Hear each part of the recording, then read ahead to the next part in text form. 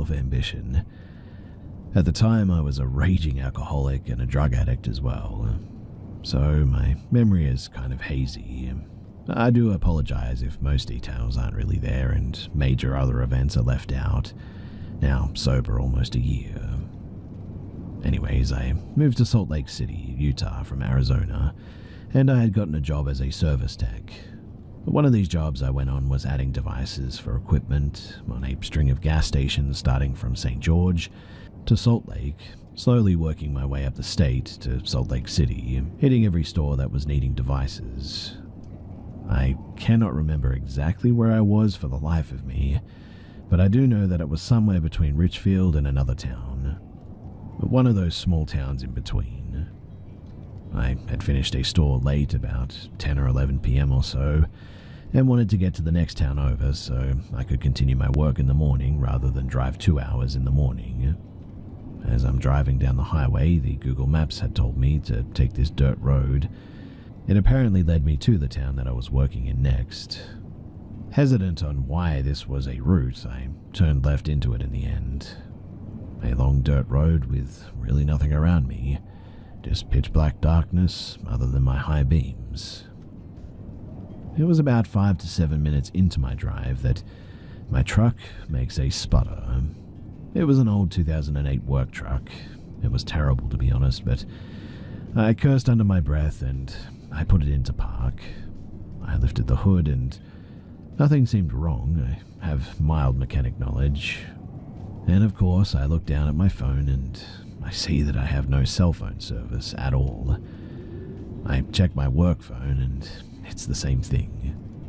My only option here was to pretty much either wait it out until daytime or find a spot where I can get a bar of service. So I took option 2. Also, I usually carry firearms, but on this trip I had forgotten to bring one with me. Wielding a 10-inch pipe wrench and a Milwaukee flashlight, I walked into the desert determined to be rescued from the dark abyss that I was in. I should probably add too that this road was barely paved. I mean, you would not even take a truck on this, unless you had to, or it led to a specific point or something. I mean, I wouldn't really even call it a road. More of a trail, really. Brush and trees lined up the trail like a natural wall, in fact. Now, I'm not an anxious or get scared very easily sort of guy. I grew up in Arizona, so I was pretty used to the dark quiet of the desert. Every step further from the truck, though, made me feel more tense for some reason. I walked for about 10 minutes until I heard laughing. Kind of muffled laughing. Something you'd hear out of a kid's show almost, right behind me. I swung around quickly, but nothing. My boots are sinking into the mud of the sand as I quickly just keep pushing forward. My heart is beating out of my chest like a ticking time bomb now, when I hear it again, but closer this time, louder, like it was 4 or 5 feet from me. I'm fully sprinting into the desert brush and sand now, eyes darting like lasers around me for somewhere to hide. I don't believe in paranormal or aliens or anything like that. I just figured that it was some deranged desert hobo or something, or some sort of a drug addict. With adrenaline coursing through me, I hid behind a rock that was nearby. Crouched down on my right knee, it was hurting because of all the rocks on the ground, but I didn't care. I knew that I needed to hide at this stage. The rock was one of those sort of 3-foot-ish mound rocks, I guess. The moon was shining bright, so I could see some things, and as I'm scanning the desert, I see a silhouette of 2 people running. I could barely make them out, but my eyes had been adjusted to the dark abyss now, and I forgot to mention too, after a while of this running, I turned my flashlight off not to give away my location. But I hear them talking, but I'm just far away enough to not be able to understand what they're actually saying. I literally sent out a message to my family and friends saying that I love them and that I'm sorry for anything that I had done wrong in life. It never sent because I didn't have any service, but it was a pretty traumatic event, and honestly I thought that I was done for. I'm not a small guy, but not huge either. 5'10", 230 pounds, but I was unarmed and really I was outnumbered too. And who knows how many others were out there with them and what they were planning on doing when I was found and helpless. So I waited. But they didn't leave the general location of where they were at. The scrambling sort of around like mosquitoes, I guess. I had thought of the only thing that I could do, and so I grabbed 2 smallish rocks. And I'm not religious, but I prayed to God that night and threw them far in a direction away from the truck and the road. I heard them scurry away towards the noise, shouting at each other as they trucked through the desert. I then slowly crouch-walked through the brush and back to the truck. I forgot to mention this as well earlier, but I heard another set of stomping after the 2 had run, which meant that there were 3 confirmed people in this desert with me at this stage. As I got closer, I could see the truck, and honestly, when I saw it, it felt like heaven. Every step was closer to salvation, and my boots filled with sand with every stomp into the soft, cold sand, but branches and brushes stabbed me into my cargo work pants, and that was when I hear them tailing me. And for the love of all that was good, I could not turn around. I didn't even care to see who or what it was chasing me. I see the truck, and the truck driver's side door is completely open, which was weird because I had definitely left it closed. I checked the back seat and flung the door open more, and I flew into the driver's seat into the truck, and I did the most stupid thing that I have ever done, but the only thing that I could think of in that moment. I tried to start it.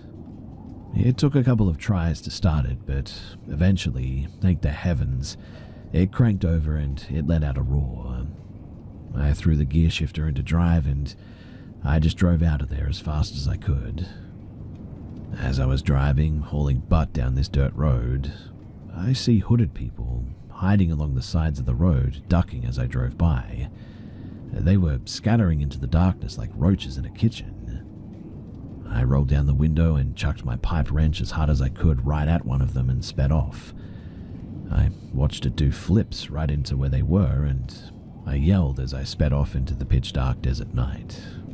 Trails of dust followed the truck as I drove. There was silence, nothing but me and my heavy breathing trying to make sense of what the heck just happened. I drove until I had seen some town lights, and I was still sweating, white-knuckled on the steering wheel, gritting my teeth, going at least 75 miles per hour. I got into the small town at around 12 a.m. I threw myself into a local 7-Eleven looking terrified. The cashier asked me what was wrong, and I just asked her to call the sheriff's office. The sheriff was some burly-looking man. I'm covered in tattoos head to toe, so he treated me as a criminal almost myself, but turns out some hose had bursted, and I don't remember exactly what it was, but I got into town and called my boss, who was upset at the late-night call that he was receiving. He was shocked at what I was saying and said to call the sheriff's office and the mechanic or whatever. The mechanic guy was super nice and didn't even charge me for the repair in the end. The cops, well, they weren't much help. They basically looked at me like I had been up too long and I was hallucinating, but I wasn't. They had asked me if I had taken any drugs or was drunk or anything, and barely wrote anything on the report. The mechanic was telling me, though, that he had never heard of something like this in that area. I stayed in a motel that night. I believe it was Motel 6, but honestly, I cannot remember. But as you can imagine, I didn't get a lick of sleep that night after I showered the dirt off of me. I ended up returning home early, and I quit this job later down the line for other reasons. I have since moved out of Utah to Florida. A photo that I had taken on the service call had come in and reminded me of this story, and I just had to share it. I had to tell someone. Well, what do you guys think? Was this a robbery? Were they trying to hurt me, do you think? Did they see the work truck and say, oh, expensive tools and copper? Because honestly, I have no idea what that was. I mean, who's out there in the middle of nowhere like that, as a group in black robes, and what the heck are they doing out there? I'm just curious as to who you guys think these people might be, and why they were hunting me like an animal like that. Has anyone had a similar experience out there? Be honest too, and tell me, how close do you think that I was to actually being murdered in that desert?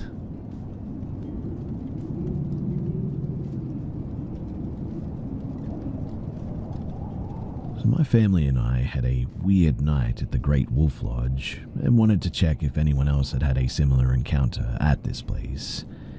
We've stayed here 3 times before with no problems ever, but this was the first time anything like this has ever happened before.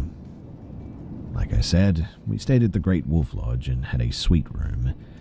It was 2 conjoining rooms with 2 doors where you can lock the room from either side. The kids stayed in the kid-style room with the kids' bunk beds, and we stayed on the non-kid side room. We kept the doors open for both sides, and I made sure that the doors for both rooms were fully locked, including the lock where you can't fully open the door from the outside. At midnight, my son, 6 years old, ran into our room half awake next to our bed and was crying sort of half asleep, sitting up right next to us.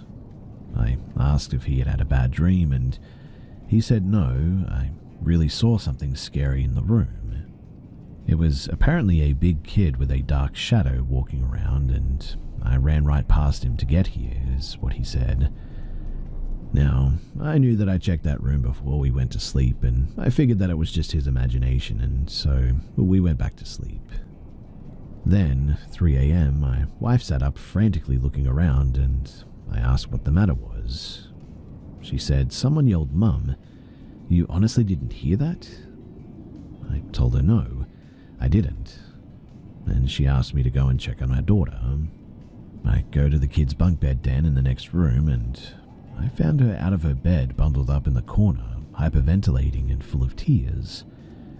I swooped her up, and she started saying, 'Be careful, Dad, he's still in here.' I ran her back to our room and laid her on our bed with my wife and started searching the whole place. I turned all the lights on, and I checked literally everywhere, and there was no one. The doors were untouched, locks still in place, and the windows were unable to be opened. I mean, honestly, I was feeling the walls and the mirrors looking for hidden doors and everything. I asked my daughter what she saw, and she said that she was laying on the top bunk and thought at first that it was me walking towards their bunk bed, but as I got closer, she realized that it wasn't me. She said that this person was taller and skinnier than me. It also had smooth white skin and a neck longer than a normal person's neck. Its skin was apparently paper white, smooth, and it looked naked but wasn't naked. It didn't appear to have any facial features. I asked if maybe it was a blanket or something, and she said no, its skin was smooth, without wrinkles, and it walked straight up to me and I covered myself. Then I watched it walk towards the door where your room is. She then said I came down the bunk when it walked away and peeked out the den window, but saw it still walking towards your room. So I hid in the corner where you found me, and I tried to stay quiet so it wouldn't hear me because I thought that it was going to kill me. But I started panicking and couldn't breathe good trying to be quiet. I was thinking of running out of the front door into the hallway, but I didn't. My wife then asked our daughter if she was trying to be quiet, then why did she yell, 'Mum?' Our daughter said no, I never said anything because I didn't want it to hear me and kill me. I didn't even hear our daughter say anything besides her hyperventilating as I got close to the bunk beds. I told my daughter to not mention what she had saw to our son, even after he tells us what he saw when he wakes up. I knew that he would be spooked if he found out that his sister had a similar encounter a few hours after him. Both of our kids consistently sleep in their own rooms since they were little, and they've never ran into any room in the middle of the night, unless our son had a rare bathroom accident, but at this point we figured the kids' room was sketchy, so we ended up keeping them with us. Then closed and locked our room from that room, and it took an hour for my wife to fall back to sleep, but I was honestly spooked by this whole thing, so I left the hallway light on, and I figured that I'd just keep watch and stay awake until daylight at this stage. After she fell back asleep, the closet light that I had left on suddenly turned off, and it wouldn't let me turn it on, so I turned the bathroom light on instead. And then, a little bit later, I heard loud knocking on the conjoining room door that I had locked. I honestly get goosebumps, and I tried to convince myself that it was coming from the front door, but I knew that it was coming from that conjoining room. I debated whether to ignore it or check it. I felt vulnerable laying down without checking, so in the end I went and I checked, and there was nothing. Just an empty room, luckily still with the lights on. Half an hour later, my wife, still asleep, started freaking out in her sleep. She appeared to be having a night terror, which she had had before, 1 or 2 times per year in the past. I woke her up and she was frantic. She stood up and she said that she had dreamt that she woke up from a dream in the same bed. She went to the bathroom in our room and came out and ended up being stuck in the other room, locked in with this evil entity. She said that apparently I had locked her in the other room and she was knocking like crazy in her dream, trying to get back in on our side before the entity got her. Later in the morning, our son woke up and we asked him to describe what he saw, and he said that he saw what looked like a shape of a big tall kid with a long neck that was white or grey in colour and had a scary big dark shadow walking around the room. He said that it was making weird noises, like it was speaking words that he couldn't quite understand. He said that it walked right up to him in the bed and had big eyes that glowed like our cat's eyes look in the dark. As the sun came out, we got the courage to go into the other room and grab our belongings, and we left. The last weird thing, though, is that the room, it had a weird smell which wasn't present there the day prior. It smelled like a weird sort of incense was lit. Kind of reminded me of those stick incense that were popular back in the 90s. Personally, I never saw anything, but both of my kids, 6 and 9, who have never had encounters like this, they seem to have seen the same thing 3 hours apart from each other and had a similar description of it without knowing each other's description. And the only thing that really differed in their descriptions was that my daughter said that it appeared faceless, and my son said that it had big glowy eyes and it was white or grey and not just white. However, my daughter did cover herself when it got closer, and my son allegedly watched it approach, so I don't know. I did, however, witness 1, both of my kids having a similar encounter, 2, my wife wake up to someone yelling "Mum", 3, the light turn off and turn back on, 4, banging on the conjoining room door, 5, my wife having a night terror where she was locked in another room banging on the door 30 minutes after I heard the banging on the door. And really, I've never been a big believer in hauntings and paranormal stuff, but after this, I am definitely left questioning it in my head and find myself thinking about it all the time.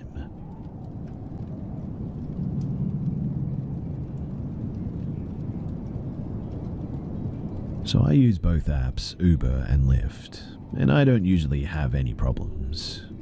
The riders, they're generally pretty nice and or quiet, and honestly, I sort of enjoy giving rides anyway. Not a lot of money by any means, but enough in between paychecks at my big girl job to be enjoyable to do when I can. However, as I was cruising off from a ride, I get a new request for like $20 to $30. Not uncommon, but sometimes that means it's far as heck, and this one was only 45 minutes away, so not too bad. Plus, money and all that. So I'm driving to the pickup pin, and it's at a decently fancy Japanese grill and a kind of rundown dispensary as well. I park out of the way of traffic and hit arrive. 2 minutes, nobody. 3 minutes, someone walks up and she gets to my door. And here is where the scary stuff starts. She doesn't immediately open the door. Instead, she reaches for the handle, sure, but then she proceeds to sort of lean completely forward against my rear passenger door and just laugh. She's laughing into the paint, and Then she bends all the way backwards to the point that her legs are like almost 45 degrees with her torso. She then opens the door, and apparently my last rider left something in the back seat, and she stops laughing and starts snickering.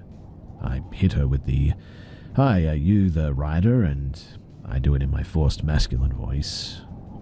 In a creepily but sort of cutesy voice, she says, "Yeah, that be me. Someone done dropped a thing in your back seat, Mr. Uberman." I noticed this, and I asked to keep it in the front seat with me so I can return it to them later. "Oh, guess she must have left it on accident then." She stares not at me, but at the rearview mirror, and says, "Ain't you gonna call her?" I tell her that I'll do it when a request comes in to return it, like I usually do. Now, quick aside to explain the characterization of this woman that I've made so far is that I'm not going out of my way to be any kind of prejudiced or anything, but she legitimately spoke this way, and beyond just a country vernacular, she spoke as if she couldn't read well or something.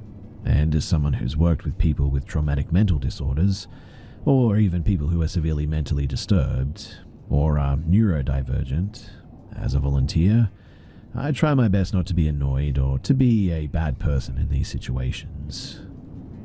Anyway, we head off towards her destination pin 45 minutes away. The first red flag, because the others so far could have just been a rider being weird or drunk. She asked me to stop at a UPS store on our way to her destination. No biggie, right? Here's the issue. She didn't specify where, just the UPS, and I opened up Google Maps to find the nearest one. She says, "Oh, you don't have to, but I have to get my friend out of jail. If I don't get this package, he's going to be there overnight." "Oh," I said, not getting what the package had to do with jail, but playing along. "Well, it's just he's going to be there all night if we don't get him out, and he's going to be killed by somebody. He in jail for killing." When I freak out visibly but not audibly, she then smiles and says, "Oh, we don't have to go there. Let's just keep going back on the road. I know you Uber guys got to make your money. Yeah, Uber drivers don't get a lot of money, do they?" Weird pivot, but we keep going, and I sort of nervous laugh and say, "Yeah, but I don't mind if you need to stop, you know." Wrong move. She continues to stare at me from the rear view every time that I glance back. We're on the highway before she says anything. "I like this car. What car this be?" I tell her, "Oh, it's nice, you like it?" Yeah, it's a pretty good car, I guess." She then nods and says, "Yep, it's a nice car." Then she turns to the empty seat next to her, and literally begins arguing with the air. "No, it's his car. No, I don't think he wants to do that. Stop it." I say, "Everything okay back there?" "Oh, my friend just say this car is nice." "Oh," I say. I'm a bit freaked out by this, but I mean, it's whatever. People are weird, right? And I guess it's not completely off the cuff for a grown woman to have an imaginary friend. "Mr. Uberman, do you think it's okay to steal if you have to?" I just sort of shrug and go, "I mean, what do you mean? Like, if I was in a grocery store and wanted bread, I should be able to take it, right? Especially if I worked there." I shrug again. "I ain't no thief. It's just 'cause I needs it." She turns around and yells at my trunk. "I got money, right, Mr. Uberman? I got a job, so I got money." She's getting visually agitated now. Then she turns to the trunk and says, "What? No, you tell her to simmer down now. He's a nice man."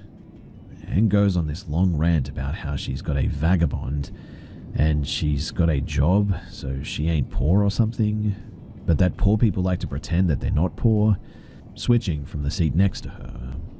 Eventually she smirks, and it's kind of off-putting because, oh, she's missing some teeth. And now, do I necessarily care if someone is talking to themselves in a lift ride?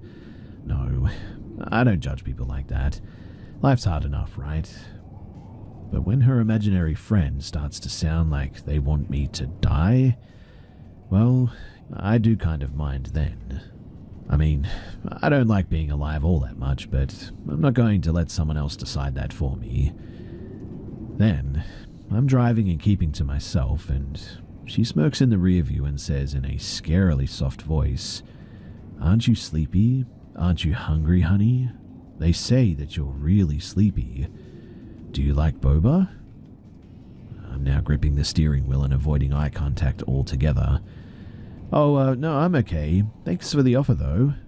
I'll pay if we stop," she says in her sort of sing-song voice from earlier. "Let's stop. Maybe you could even pull over and nap for a bit." She's baring her teeth at this point, and I am literally internally screaming that I want this ride over ASAP. But $20 is $20, so, well, we keep driving. "Well, you killed her, so it is what it is," she says randomly to the trunk again. So, new intel, she is apparently talking to dead people. I'm now even more apt to not stop, and we eventually get to a stop sign, and she stares at the headrest and leans forward. I forgot to mention too that all of this is happening while she's sitting directly behind me. She leans forward and sticks out one bony finger and pokes on my shoulder. "How does your body feel, Mr. Uberman? Huh? You sure don't want something to eat? I could feed you if you just pull over somewhere." So, it's like the 10th time that she's tried to get me to stop, and then she says, "He ain't sleepy, ain't he? He's gonna kill someone if we don't get some sleep. Someone's gonna die. He got two choices. He choose." I then ask, "Who's going to kill someone?" She looks aware and gets an angry face all of a sudden. Nothing, no one." So, eventually after being death stared at and her imaginary ghost friends talking about robbing or killing me, we finally get to her destination and she gets out. "Thank you for being so patient. Make sure you don't forget to, eat," she says with a deliberate pause. And then she comes around to my windows and smiles against the glass, and I drive home, and I didn't drive for Lyft for a week after that. It was a truly weird and genuinely terrifying experience to be a part of.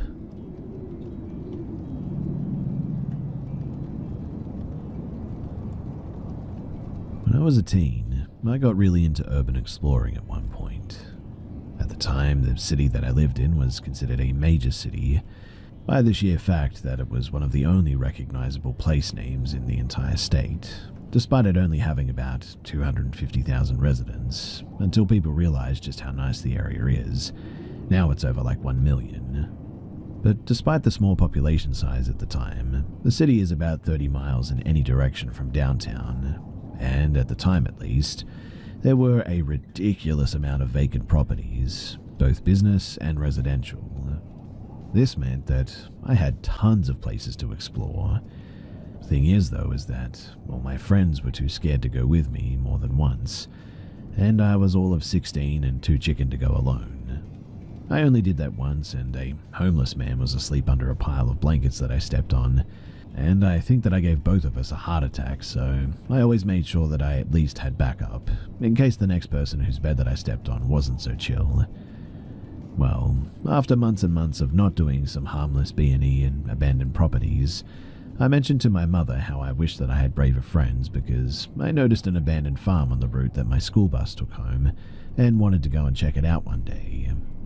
My mum is, and especially at the time, was an addict, bouncing around between substances like I do with what candy sounds best based on my mood.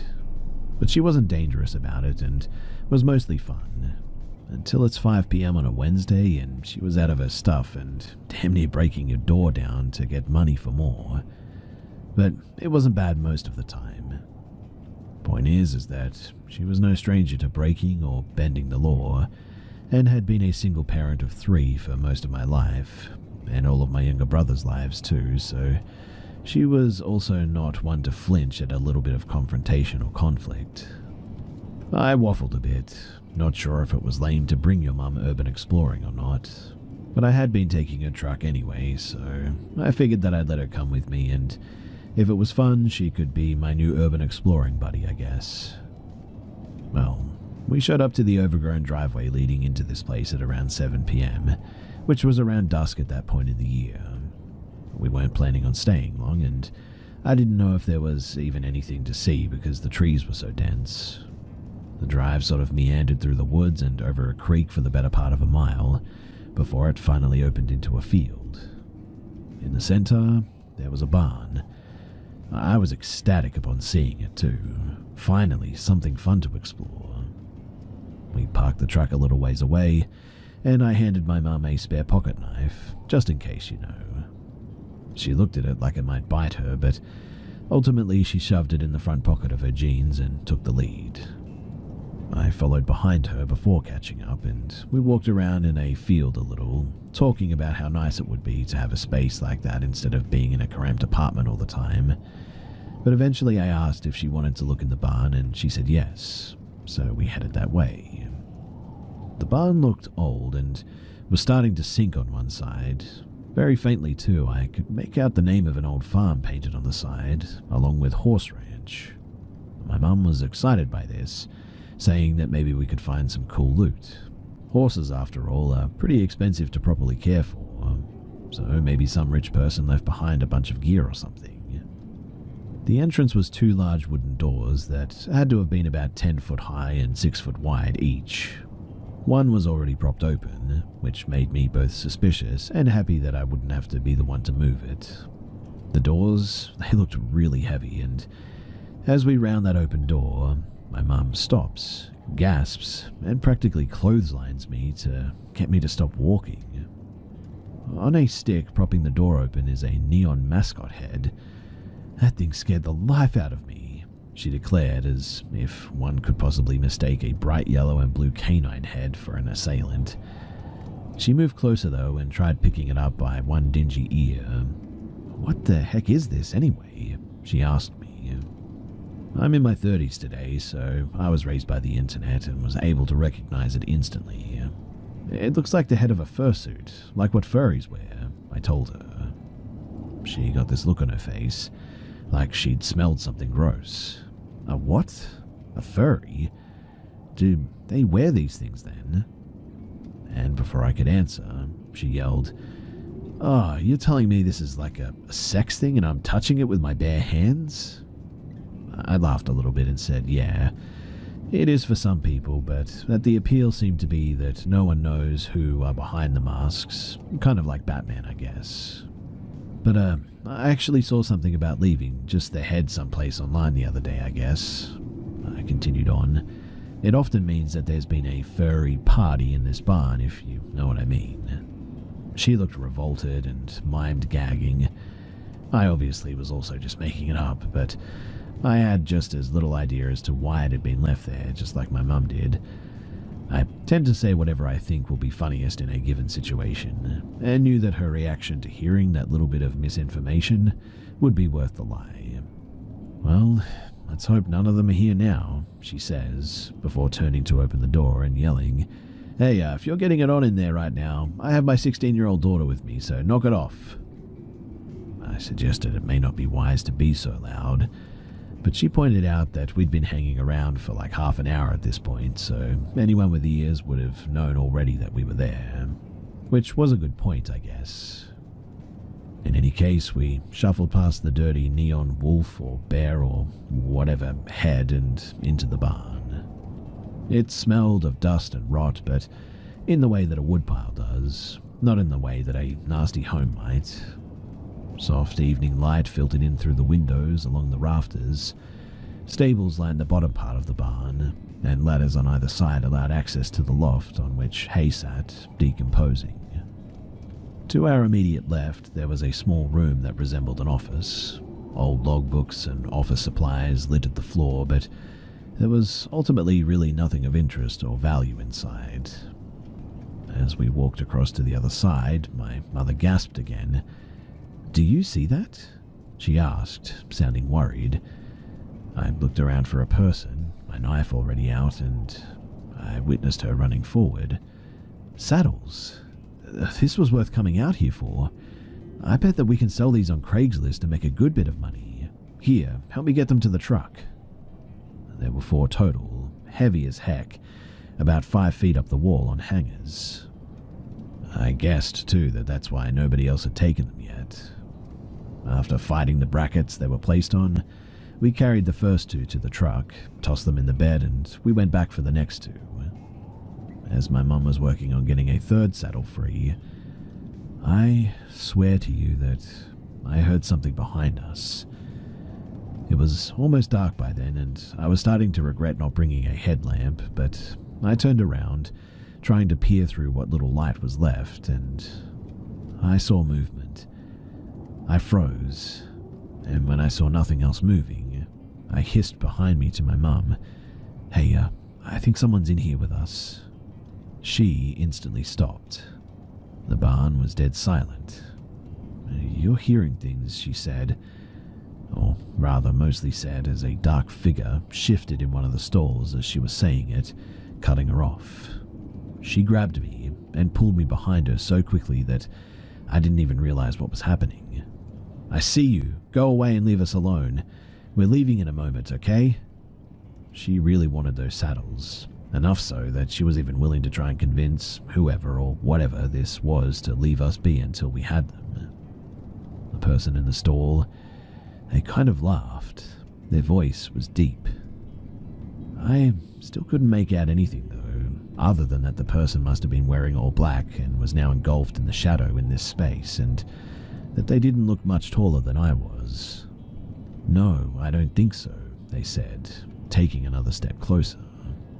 My mum was practically snarling at this person by this point, gripping the knife that I'd lent her like she'd been getting into knife fights her whole life. "Stay back," she said, voice surprisingly calm and low. "My kid's here with me, okay? We'll leave now. You can have the saddles. If you hurt her, though, I'll fight you until there's nothing left of me." The shadowy figure laughed again. They were walking toward us again, slowly, menacingly, clearly to intimidate. "If you're threatening me, miss, we might have an issue." They said this, all the while shuffling our way. I was witnessing all of this, unsure of what to actually do, but knowing that we had to get out of there somehow quickly. I had been the one to drive us to the barn, and since I knew where it was, and given that I'd only been driving on my own for a few months at that point, I knew that I wouldn't have the skill for us to peel out of there and get away. As my mum was trying to rationalize with this figure, now only maybe about 100 feet away, I was working to get the truck's keys out of my pocket to hand to my mum, hoping that she would take the hint and run like heck out of there with me. But the figure, they noticed. "What are you doing, kid?" they asked me. "Better not be trying to do something stupid." I didn't know how to react, so I just stared, and the person went back to talking to my mother while casually shuffling forward. I was deaf to the world with just how intensely I was working to get these keys out without raising much suspicion. So I'm not really quite sure what they discussed after that, but finally I fished the keys from my pocket. I was still behind my mum, and I did my best to slide them into her hand and hoped that she recognized the feeling of them, as the knife was still raised in her right hand. Her fist closed around them, and that was when I bolted. A millisecond after I began to move, she exploded forward, though, toward the person in the barn with us, and pushed them on their butt in the dirt. As the person was struggling to their feet, she yelled at me to run. And so, run I did, as fast as I ever had, as fast as I hoped to ever run. I got to the passenger side door about the same time that she reached the driver's side door. I had left the truck unlocked, so we both got into it without having to fumble with the fob to unlock the doors. My mum slammed the key into the ignition and shifted into drive, and we did a big U-turn through the field, and we got the heck out of there. I turned around to look through the rear window, scared that the person somehow ended up in the bed or was hanging onto the hitch or something, only to see them futilely chasing us as we disappeared back into the woods. The last thing that I saw before we got to the tree line was a man. White, dark hair, short, maybe in his 30s, raising a gun and aiming at us. I heard the shot, and then my mum started yelling expletives, and we bursted back onto the road like a bat out of hell. There There was luckily no traffic on that road at that time, and so we didn't hit anyone, but we got home still panting and feeling like we were going to have heart attacks, and I told her what little I was able to see of the guy as she was checking her truck to see if there was any damage from us zooming out or maybe the gunshot. Thankfully, there was no damage except to our limbic systems, but she never did contact the police, both because we had been technically trespassing and because the substance abuse always had her paranoid that the cops would take us away. It's been about 15 years now, and we still don't talk much about it. I don't know if I've ever brought it up to my brothers, and the most that we've ever said about it is that the time that we were trespassing and got shot at, and pretty much we just leave it at that. I think that it goes without saying, though, but I have not been urban exploring since then, and I have no inclination to pick the hobby back up anytime soon. Those saddles, though, we did end up selling them both for $300 a piece in 2007. And so you win some and you lose some, I suppose. Quite honestly, though, I'm just happy that we both made it out of there without so much as a scratch.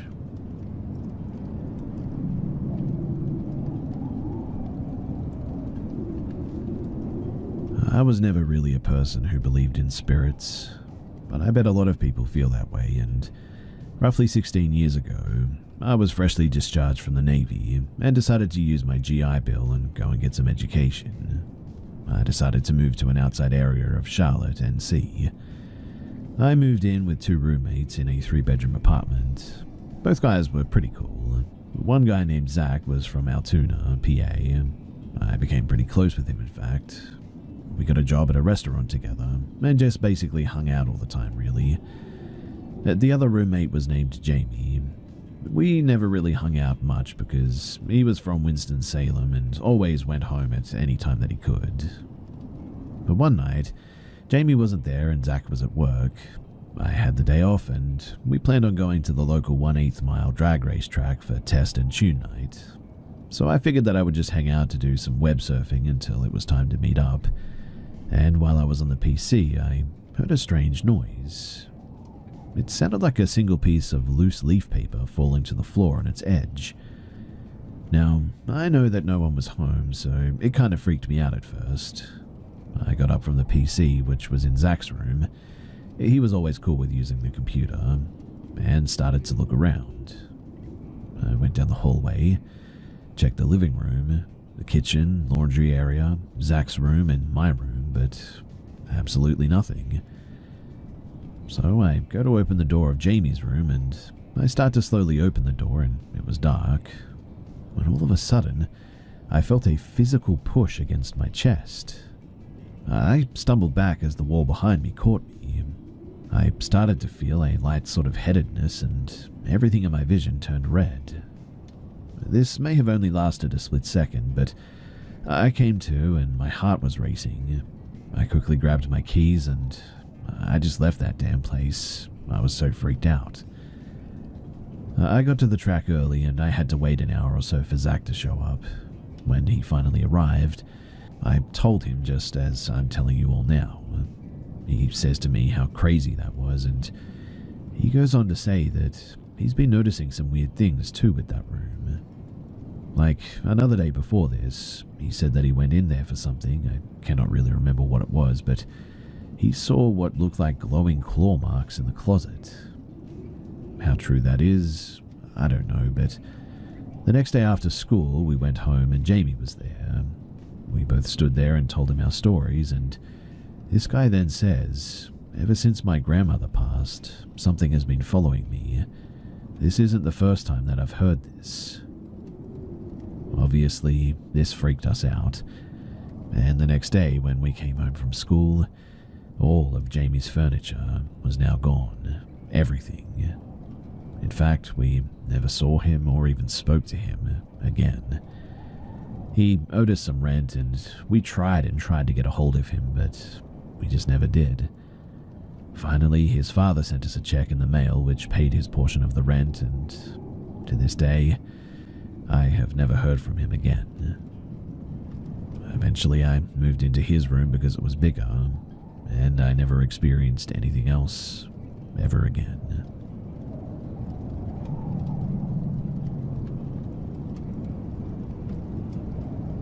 This was during my tenure in Japan, during my first teaching job. I was still learning the language, and could only really understand or speak a little bit. I also had an international driver's license at the time, having failed the local driving test multiple times before passing. I had used a whole month's paycheck to buy a small Kia car, I think a small box car, a Spiano Mazda to be precise. Every day I drove to this particular preschool where I taught the 3-year-old classes English.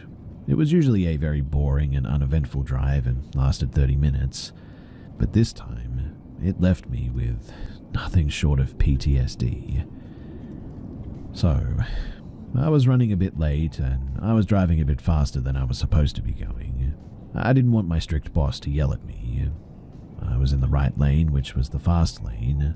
I rarely drove in that lane because I just enjoyed the scenery most of the time, but I really didn't have time for it that day. I noticed that my lane was disappearing and I saw that there was a space in front of the car next to me. So I put my foot down, going even faster than I was supposed to, and I get in front of this car. I was a whole 2 car lengths in front of him, in fact, and except for the speeding aspect, I followed the rules of the road. But that move to get in front of him apparently upset him so much that he followed my car for 20 minutes to my workplace. I didn't notice as I was trying to quietly urge people to go faster, but as I pulled up, I noticed that my usual space was filled. I was rather upset at the time, but I would have been in a worse situation if I was in my usual position, so I'm grateful for that. The parking lot was actually just an abandoned gas station outside of the school, so I parked my car and then get myself situated to get out, grabbing my purse, phone, and mentally preparing myself for the next 3 hours. What I continued to not notice, though, is that the man's car following me into the parking lot, and it parked behind me. In all honesty, I'm not proud of any of my decisions in the next 30 minutes of my life, but he appears at my window, and as all the kids and their parents are arriving, I just presumed that he was a parent. I rolled down my window to see what he wanted. I, a 24-year-old female at the time, and was just trying to be a professional teacher to this random father of my student. Unfortunately, though, he wasn't a father, but instead a complete and deranged lunatic. He randomly started screaming at me in a language that I didn't understand in front of 2 to 4-year-olds and their parents. I only understood that he was angry about my car and that he was calling the police or something. I understood the word police, and I obviously should have pretended not to have understood that word because now he was screaming at me about me being a liar and that I understood Japanese. Again, out of the words I learned from watching anime at the time, I learned police, Japanese, liar, and angry. So that's literally all I understood from this very unhinged man. Still screaming at me in a parking lot where toddlers were literally staring at him now. He demanded that I follow him across the street, and so I agreed. For quite a few reasons. 1, I wanted to get him away from the kids ASAP, but 2, the parking lot that I was in was not going to give a quick getaway if I needed it. The one across the street, however, was basically a big supermarket, aka an easier way to flee. And 3, I wanted this psycho to get back into his car. 4, too, that's apparently where he sent the police to arrest me for trying to kill him, according to what I was told later. I drove to the supermarket and kept my car running. He parked 2 car rows ahead of me, glaring at me, and for the next few minutes I awkwardly just sort of sat there. The police came and he goes up to them demanding that they see the video. One goes to watch while the other comes to my car to get my version of the story, and to verify my license too. After getting the all clear, he asked what started the situation, using Google Translate. I replied that I didn't know, that the other driver just sort of randomly started yelling at me at my workplace. The officer walked away and spoke with his partner at the psycho's car. They talked with him, promising to deal with me. One officer asked if the psycho had assaulted me. Honestly, that possibility hadn't even occurred to me before that moment, that this very unhinged person could have started an altercation. I replied that no, he didn't, and I just wanted him to go away. They walked back over to the psycho again and promised to get rid of him. I texted my boss the situation because now I was officially missing class. Psycho drives away, and then they come and stood protectively next to my car. After waiting 10 minutes, they said that I was free to go. No ticket, no fuss, no arrests on my part or the psycho's part. But my question is, why did I just have to deal with this situation for it to be over with so easily? I was also still freaking out and really not looking forward to the next 30-minute drive home where the psycho was headed. I realized on my way home, though, that I noticed when cars were behind me for a while, and I also noticed that I was freaking out because they were heading in the same direction as me on a road with only a single lane per side for like 5 minutes. So, thanks, psycho. I now freak out when someone literally drives back into town behind me. I couldn't shift the feeling of freaking out when someone drove behind me the whole time that I was living in Japan. I was able to increase the amount of time someone could drive behind me before freaking out, but it just never went away completely. Eventually, I would make a random turn somewhere, pull over, and I would always try to calm myself down. I still am wary when people follow behind me for longer than 10 minutes, but now I can differentiate between them just trying to get to work versus becoming round 2 of my literal nightmare that day. It was a scary experience, and it was very embarrassing too. One that I really hope to never repeat.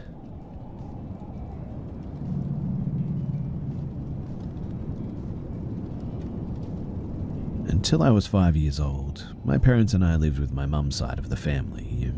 The house had my 2 uncles, 2 cousins, my aunt, and my grandma. Sometime after my 5th birthday, I think, we moved in with my dad's side of the family. But every Friday I would come to my grandma's house and I would sleep over. I would sleep with my grandma in her room too, since the other rooms were my other family members and I would fit better with her. So, I don't know exactly when this started happening, and I started this story because it didn't just happen once. It happened multiple times, and it was always the same experience. As a kid, and still now, I struggle to fall asleep at night, and usually just sort of lie down for minutes to maybe even sometimes hours before I can finally fall asleep. My grandma, though, she could easily fall asleep, so she would always fall asleep first, and I would just sort of lay there. Now, randomly, and only when my grandma would fall asleep, I would hear a voice somewhere ahead of me in that room. The bed faced towards her bathroom and closet, which both were behind doors. It would always be the same words, though, of hi or oh hi. It was always a whisper, and it was always in that room. And I can assure you that it was not in my head. I would complain to my family. My grandma and aunt would use the excuse that in my grandma's bathroom there's a hole or a vent that connects to my older cousin's room, who would always bully and mess around with me. So they assumed that they were trying to scare me. But I remember that voice that I would hear would just not stop, even if I would ignore it. I could close my eyes and try to sleep, but it would constantly happen. Every few seconds, these words, I would hear them whispered to me. I ended up complaining so much that my mother just told me to not sleep in there anymore. So I stopped until around the age of 10 when I started sleeping over again. But I instead slept on the inflatable mattress in the living room with a cousin who moved in after I had left. And nothing ever happened there, which was odd. But what makes me believe that something really is in that room is other experiences from me and others too. So around 2021, we had gone to my grandma's house for her birthday. My brother was born recently and just a few months old, so since he was an infant and had a diaper, we changed him often. I ended up going once with my mum to help change. We took him to my grandma's room where as soon as we put him down, he started crying and he just wouldn't stop, and I didn't think much of it until we stepped out and he stopped crying. Later on, we did another change in another room and he didn't cry at all, which, again, I just sort of noticed this. Maybe I'm too skeptical and was just sort of forcing a reason into little things as well, but I know that there's belief that babies can see stuff until their, first tooth or whatever, which I can't back up, obviously, but this just sort of strengthens my belief that there's something in my grandma's room, because he would only ever do that in that room. Also, around 2023, my grandma was taking me to soccer practice when my parents were out on a trip, and we talked a bit, and I remember the first time she took me, and we were talking about me being into the paranormal and writing fictional stories about it and all that, and I told her what inspired me to do this is the voice that I would always hear in her room, that I would always complain about. She remembered and ended up telling me some stuff that she apparently experienced. One of my two older cousins that lived there went out to the Navy as well, and the one that stayed moved to the room next to my grandma. He told my grandma that one night he heard banging in her room through the wall. He went to her room and he saw a portrait on the wall on the floor, and it happened more than once in the same night. He would hear it, fix it, and then it would be back on the ground again. But the weird thing is that it's those portraits where you sort of have to lift the portrait up and out, if you know what I'm talking about, to get it off the wall. Another experience is from my grandma, who said that she just simply heard a kid crying one night. All of this together, it makes me believe that something is in that room, and is what made me a believer in the end. I know it's not a crazy story and fairly small, and some of it could be explained by something else, I admit, but with everything together, it always makes my belief just stronger.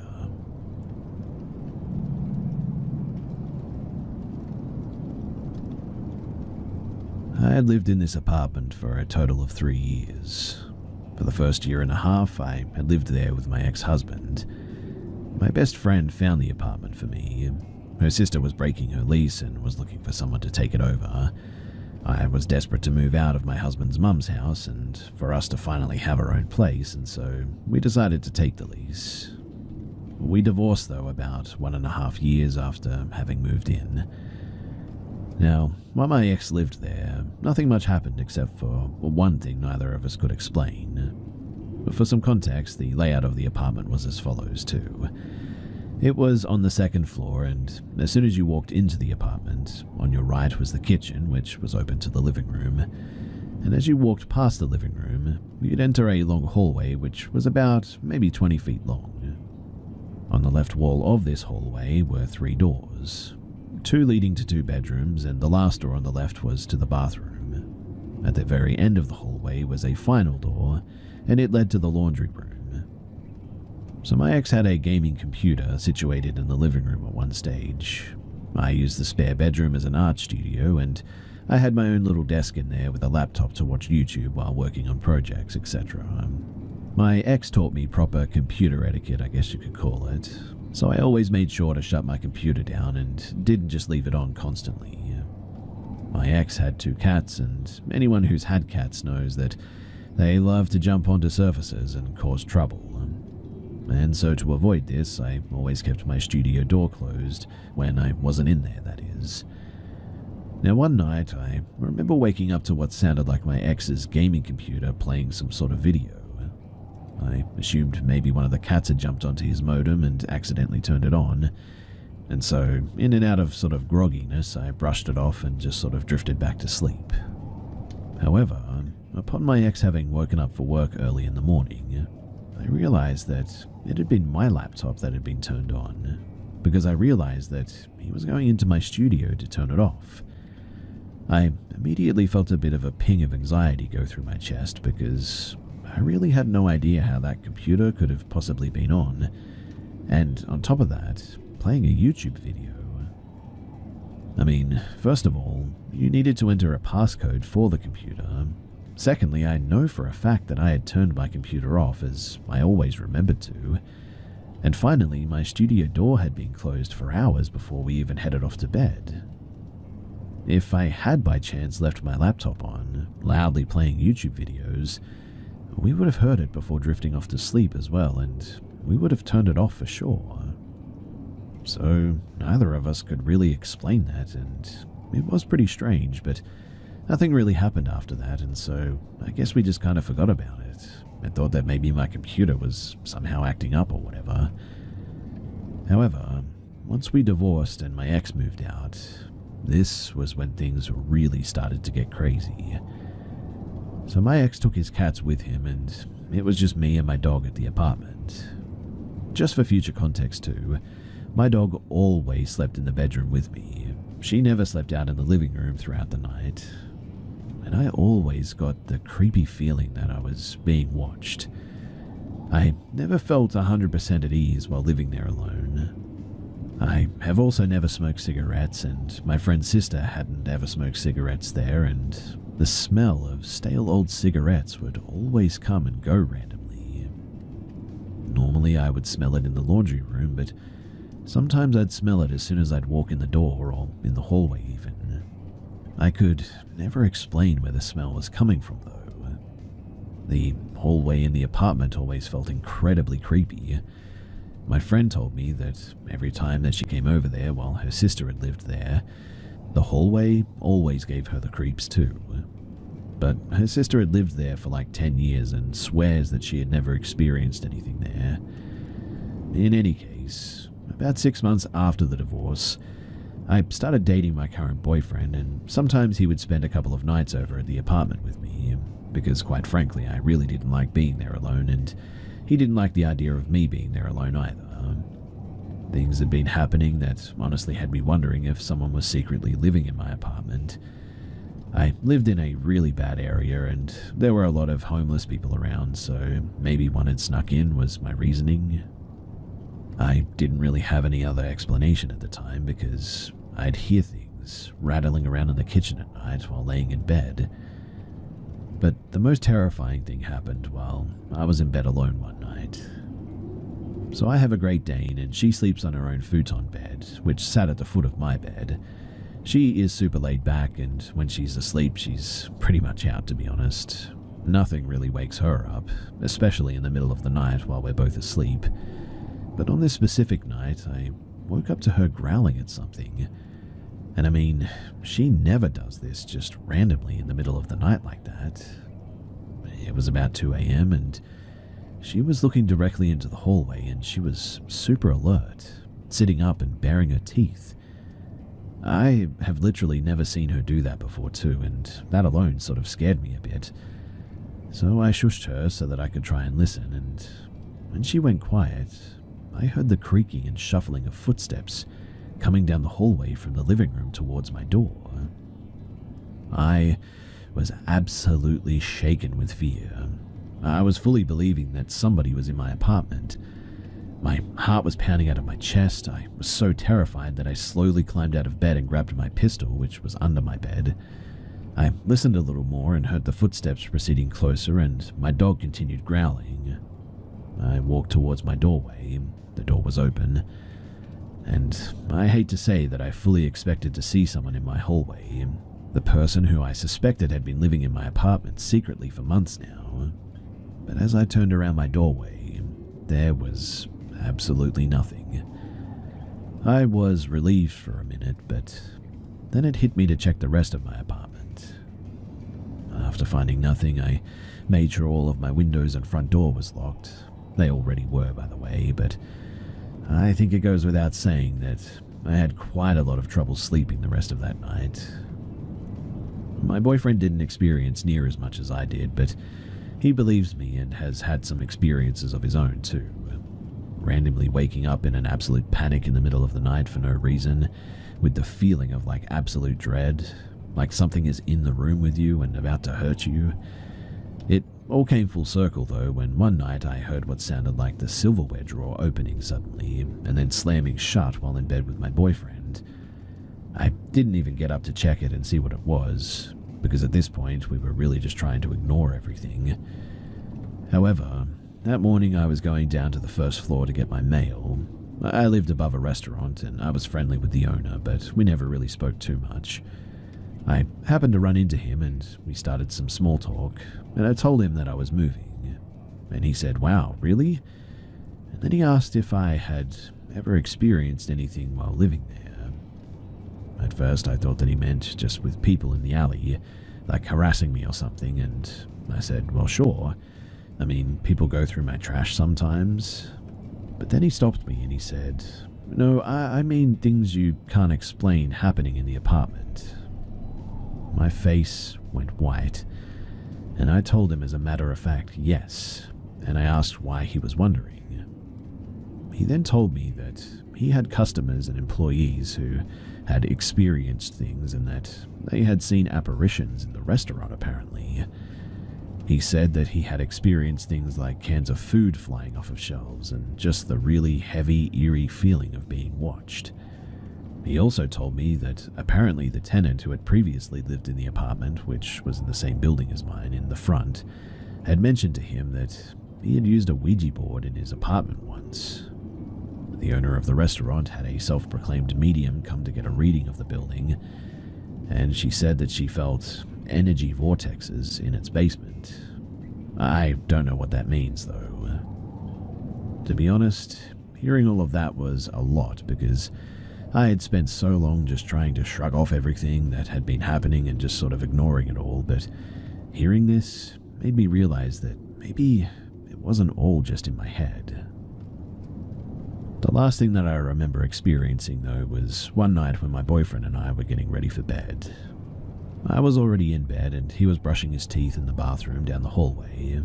My dog was coming into the bedroom to get onto her bed and I said goodnight to her. My boyfriend then came into the bedroom and asked, "Who were you talking to?" I told him that I had just said goodnight to the dog, and he said that he was asking because he thought that I was on the phone because he heard goodnight said out loud twice. I told him, though, that I only ever said it once, and it was a bit weird. Anyway, thankfully, I moved out shortly after this, and I never went back.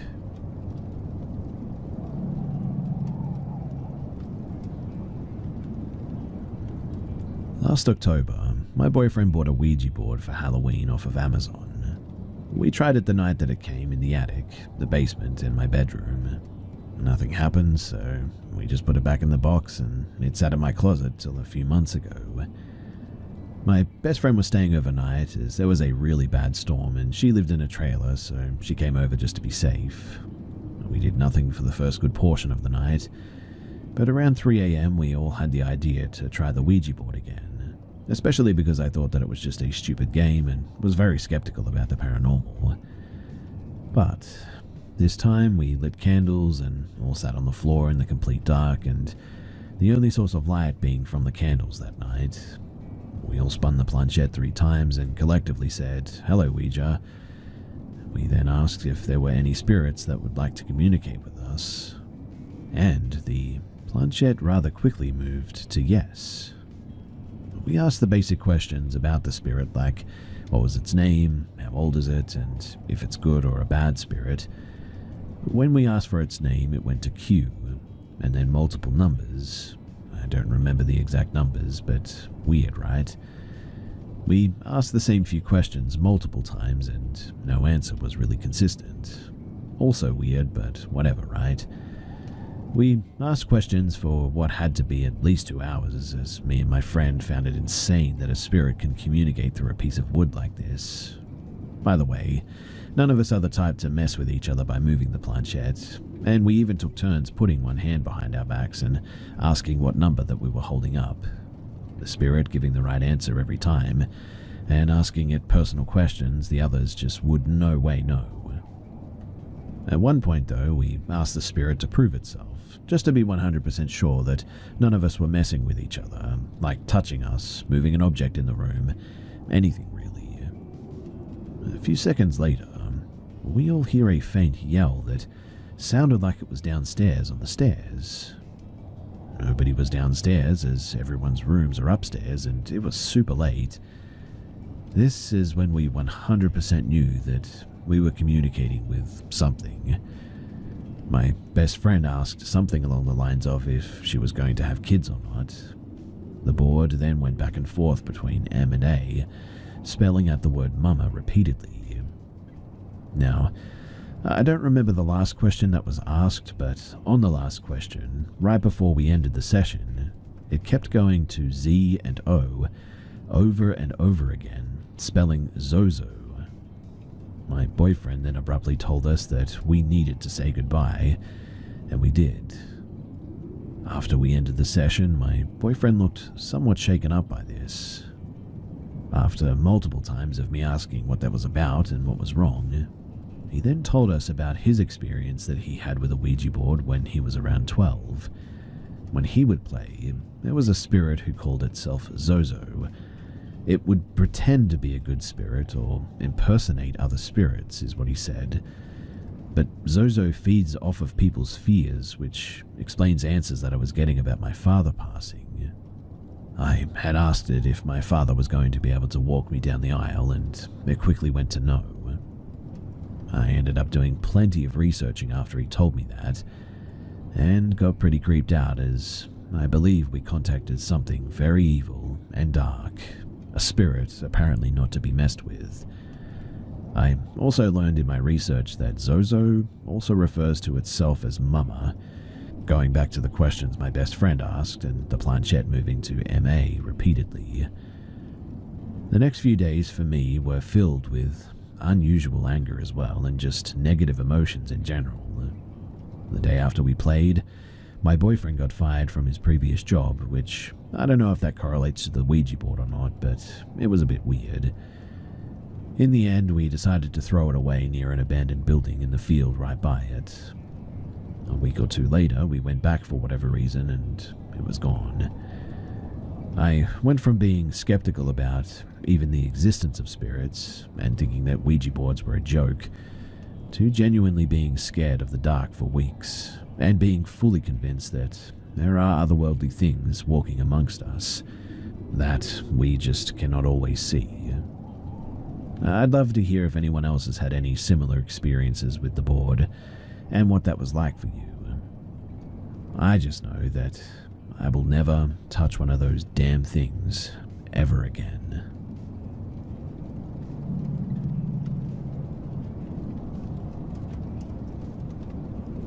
In pursuit of being around more like-minded people at the time, in 1965, our mother moved us to Carmel, California. She was enamored by the pictures in the magazines of Carmel by the sea and the pure white sands on the beach and all that. Plus, she already had some friends from her church that lived there, so they could show us around. She answered an ad in the paper for this big, beautiful house owned by this lady who was renting her home for a year or so while she traveled abroad.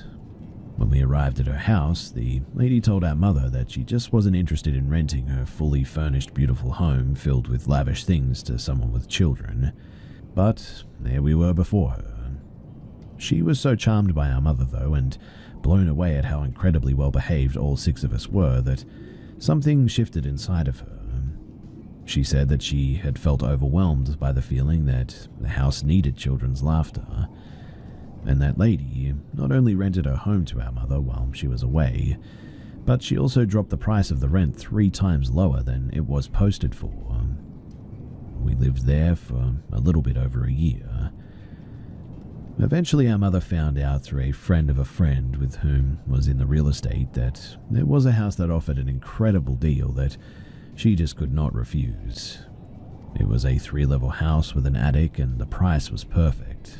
Nothing down, and she was to just start paying the mortgage, and the house was hers. Mum was so excited. This was the first house that she was able to own by herself, so she didn't even question why it was so cheap or why it was such a great deal. She just marked it off as being another blessing. I guess you would consider this house as being a bit of a townhouse, very tall and slim. There was a mostly finished basement that became our mother's bedroom, and of course I slept in her bed as well, and then there was the kitchen and the living room on the next level up. Above that were 2 bedrooms, one for my brother and the other one was for my older sister, Linda, and also sister Melanie. The attic was where my two sisters, Charity and Rachel, stayed, and strangely, the staircase and the door to the attic, it was also in my brother's room. I have no memory of these events, so after separately interviewing 3 of my siblings and what I was told by my mother and elder sister before they passed, this is what they recalled. Things were all right for the first few weeks, but then everyone in the house started experiencing signs of something being off. Items disappearing when you know it was right there, hearing their names being called out, noises like footsteps running up and down the stairs, and my siblings were being sort of pitted against each other. Our mother was so tired after work that a lot of this just didn't get brought up to her. That is, until things were being thrown, along with terrifying visits in their bedrooms. My brother, with the door to the attic in it, said that he didn't know why, but the attic was always like 60 degrees, even during the hot summer. He said that one night the family cat, Icket, was sleeping on his bed and he was just at the stage of falling asleep when the cat jumped up and arched his back and sort of hissed at something.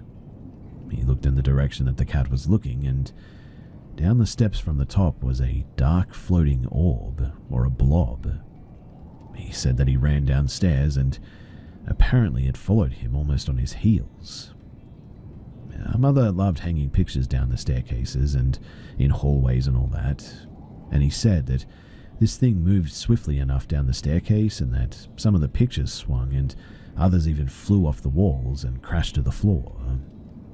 He then ran downstairs to our mother's room where we were both sleeping and he woke her up. She told him to see himself surrounded by white light and to say the universal word for a higher power, which was Om, over and over again. He said that he didn't want to leave her room, so he made a spot that night and laid on the floor next to my mum's bed and didn't sleep a wink all night. He told me that many times something would fly across the room at you. Cabinets were left open or at times rattled. He said that there was this one time that he was sitting in the living room and a cat figurine jumped off the mantel and literally hit him hard in the head. They all said that this had almost been an everyday occurrence without notice, in fact. Everyone else thought that there was something off with our sister Charity as well. She stayed in that cold attic with Rachel, and Rachel said that it was really creepy. Charity started isolating herself from everyone, wanting to be alone. She found a crawl space in the walls and would play in there with her many mice for hours at a time. She'd go outside looking up at the trees and hold conversations. She felt like the leaves were answering her or something. When all the kids walked to the school too, she never really wanted to make that long walk on that country road with her siblings, but always preferred to walk alone. She told me that lots of the time in that house it felt as if her memories were sort of shrouded by fog, like she was there but wasn't at the same time. Charity shared with me that she wished that I hadn't asked her about those times because she had almost forgotten about that house. She said, though, that it might have been possible that something was wanting her to be alone, and she was only 12. Our mother did everything in her power to cleanse that house. Salt in the corners, sage incense, priests, and even high-ranking people in the occult at one stage. Everyone was always hopeful for a while, but it just seemed like every time there was a cleansing that it was shorter between the time of the next occurrence. She was always doing things to make extra money, and at one point she even sold wigs for a bit. It went quite well in the 60s. She would hold these sort of wig parties at the house, and this was the time that Charity said that she felt the closest to our mother. Charity would style the wigs for her, and when they were sold, she was proud. It was sort of their special thing together, I guess. Well, at one of these parties, Charity was upstairs in the attic with her mice. She took such good care of them, and after all, they were really her only friends. So she took one of them out of the cage and set him on the table in front of her. She said that all she did was turn her head and tilt down to pick up something on the floor next to her chair. I mean, not even a moment had passed, and her mouse had just disappeared off the table. And she said that she didn't even have time to search before she heard screams coming from the living room 2 flights down. She said that Mum was furious at her. She was telling her to come downstairs immediately. After she arrived, she was stunned at what she was looking at, because there was her mouse, the one that was upstairs on the table not even 2 moments prior. She knew that there wasn't enough time for him to get down 2 flights of stairs and end up on the top of a wig box in front of my mother's potential customers. But man, Mum was mad. All of those ladies left after freaking out and screaming. That was a big deal back then too. Word of mouth was everything, and that was a big tarnish on our mother. Mum never disciplined us like other parents though. We were well behaved because she worked so hard for us that we didn't want to disappoint her. Needless to say that Charity was crushed by this. Later, Charity had one of her mice that had babies in a secure locked cage with no possible way in or out. And later that night, in the AM hours, a wild rat came out of the walls and made its way into the locked cage and massacred the mother along with all of her babies. She loved them so much and she was devastated. But she felt like whatever was in that house was doing this because that lock on that cage was just sort of laying there. And after what happened at Mum's wig party, she knew that the cage was secure. She said that she too saw pictures fly off walls, one even smashing on her head at one stage. She wanted to make it go away, so she said that she got our mother's book, the one with the spells, but after trying to find something that would rid this thing, she said that it was just too confusing, so she ended up putting it back. Charity said that she was getting more irritated with the family every day, and sharing a room with Rachel was taking its toll. She said that she was messy and she wanted to have a space of her own, so she went downstairs into the unfinished part of the basement and put her bed between the walls and, of course, took her mice. She told me that she didn't last too long though down there because she saw things that frightened her. She went on to describe what they were and that they were shadows, light-colored shadows taunting her, so she ran upstairs and she ended up sleeping on the couch. All of these events, plus more things that Mum experienced on her own, prompted her to find a highly recommended priest to come and exorcise the house once and for all. He was there for a while as my family stayed outside, but when he came out, he looked pale and he told our mother to move immediately. He said that it's not going to leave and that she should sell that house quickly. I stayed outside with my sister, but when they went into the house to grab our things, they said that it was like something right out of a scary movie. Things were literally broken and tossed everywhere. Clearly, it was angry. My siblings said that as they were walking down the hall, pictures flew off the wall at them and they all ran. We took only our clothes and we went to a motel for the night. We soon moved into an apartment and sent for the rest of our things, and that was that. My mother eventually found out that originally the house was donated to a church many years prior. There had been 2 priests being housed there, and they had their offices set up there as well, and after a few missed events, they were checked on, only to find their decomposing bodies upstairs in the attic, both with their throats slashed, and what they could only describe as like demonic drawings on the walls in the priest's blood, and the killings were thought to be a cult-related one. Mum said that the place was sold 5 times in 2 years before we even got it and moved in, and it's pretty obvious as to why that is.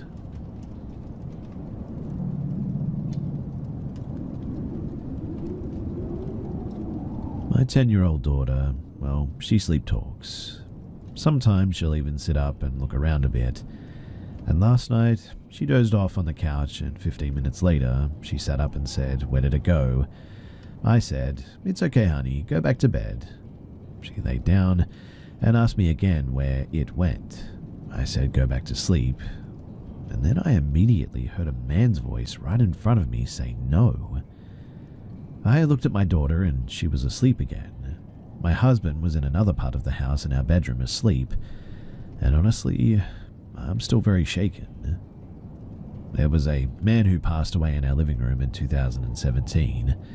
There was also a man who shot his wife in the head with a shotgun in 1986 in the driveway across the street. We also live by a cemetery, like next door, I mean. I never really felt spooked as well until, well, last night, and I haven't slept. The voice was so aggressive, and I just hate this so much. It was close and it was real. I don't know how else to explain it.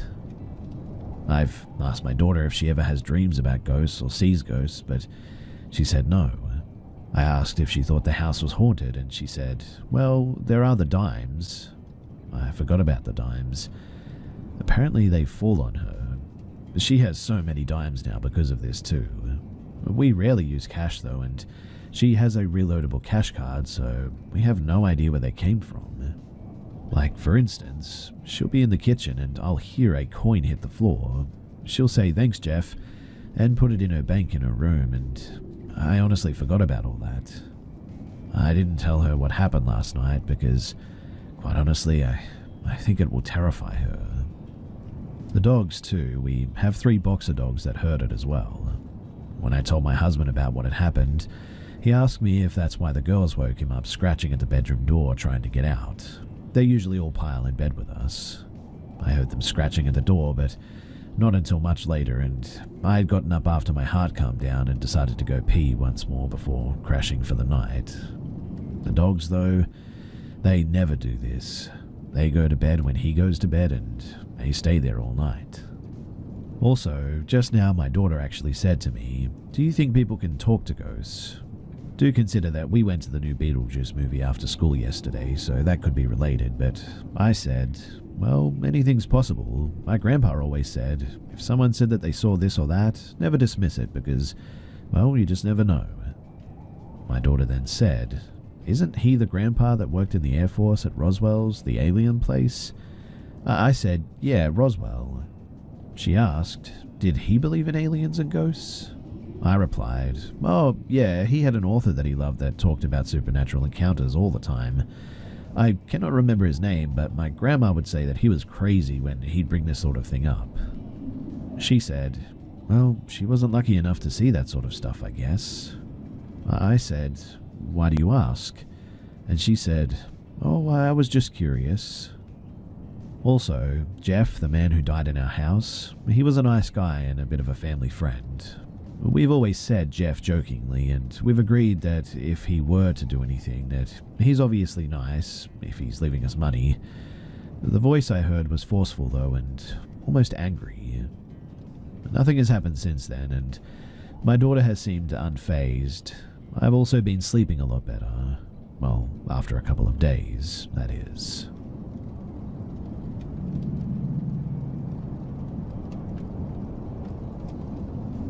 So, a little bit of context is that, at the time of this, I was actually being pimped out by my partner. It was early nighttime, and I was getting ready for work. There were ad posters for me on a couple of different sites, and we had snagged what we thought could be a big fish. I messaged this John for about half an hour before agreeing on a house call. The house was completely across the street, in a very wealthy neighborhood. The John told me to let me know when I arrived. He was working on his PC in an upstairs bedroom or something. My partner and I got into the car and drove to the address provided. He always waited nearby while I worked, but when we arrived to this house, we both felt, well, really uneasy. I messaged the John once I was in the driveway, to no response. I got out and started to approach the door, and my partner came with me. The door was large and made of heavy wood, with a fancy frosted glass window in the center. When I knocked, I realized that it was actually ajar. The hairs on the back of my neck stood up as I slowly pushed the door open wide. The interior of the house confused me further, though. I was faced with a short hallway leading into a grand living space. There was a beautiful fireplace in the center, complete with a crackling fire going. To my left, I noticed a dark doorway. But the strangest thing of all was the lack of furniture. From the front door where I stood, I could see nearly the entire living room. There wasn't even a single chair. No photos on the wall, nothing but the fire in the fireplace.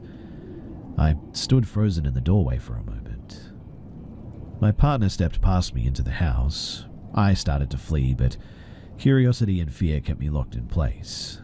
He stepped forward and looked into the doorway to the left. He recoiled a bit and shouted, "Hello, hello," a few times. He turned to me and shoved me out of the doorway, and at this point, I found my legs again and sprinted to the car. We drove in stunned silence for a moment until we stopped at an all-night pharmacy. I asked softly, "What was in that room?" He said, very slowly, "An air mattress with 2 people on it, sleeping. Well, I hope."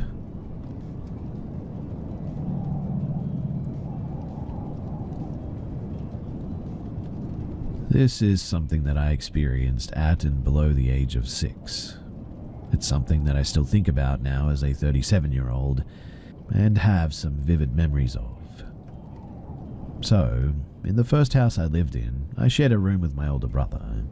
It was a small house with tiny rooms, so we slept in bunk beds with me on the bottom. My parents are somewhere on the hoarder spectrum, and as such, there was a lot of stuff packed into our small room. One item in particular was a stuffed Afghan dog that my mum had made. At the time, it felt like it was huge, and it had a very distinct, pointy face with plastic eyes glued on. It was actually stuffed with old tights and made a distinct noise when you moved it. My mum called it Arabella Afghan, and she stayed at the bottom of my bed with some other toys. To add a bit more context too, I was born in 1987. My maternal grandfather died in 1985, and as such never met any of his grandchildren. I remember my mum speaking about him a lot as a kid, saying how old he would have been when his birthday came around and generally telling us about him. I know that she missed him a lot, and she said to me one day that she had regretted not telling him she loved him before he died. Now, I'm not suggesting that this definitely happened, as I know that the imagination of a child can be very active. However, the events that I'm about to tell you at least felt real to young me.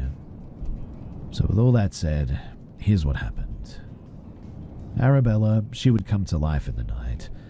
I would hear the distinct noise of her moving and bury my head under my pillow so that I wouldn't see her, or she wouldn't see me, and just wait until the noise stopped. One night in particular, though, I woke up and felt like I just wanted to be with my parents, so I got out of bed, made myself as small as possible with my eyes shut, and waited for the noise to stop so that I could run to my parents' room. On this occasion, though, a man's voice said, "You're a good boy," then the noise stopped, and I was absolutely terrified, and I ran. Another night, I heard the noise and looked over the end of my bed. Arabella was looking directly at me, which terrified me, so I immediately hid under my covers. I can still picture exactly how it looked in my mind's eye, too, her plastic eyes locked with mine. On one very distinct occasion, I remember playing in my room by myself and a man's voice saying something like, "Don't worry," or "You're okay," although there was no one there. My dad was in the Air Force too and spent a lot of time away when I was very young, and during this time I'm fairly sure that he was in the Falklands and there was no other man in the house. I also remember saying to my mum one day, "Sometimes I hear God talking to me," which must have been where my young brain went to make sense of it all. But it's not really something that I talk about to people. This place, though, felt like it was somewhere that I could talk about it from a neutral standpoint. I do like to think that it was connected to my grandfather in some way, not least because it would have come from a place of love for my brothers and mother, especially seeing as I never got to meet him, but to be honest, I really don't know.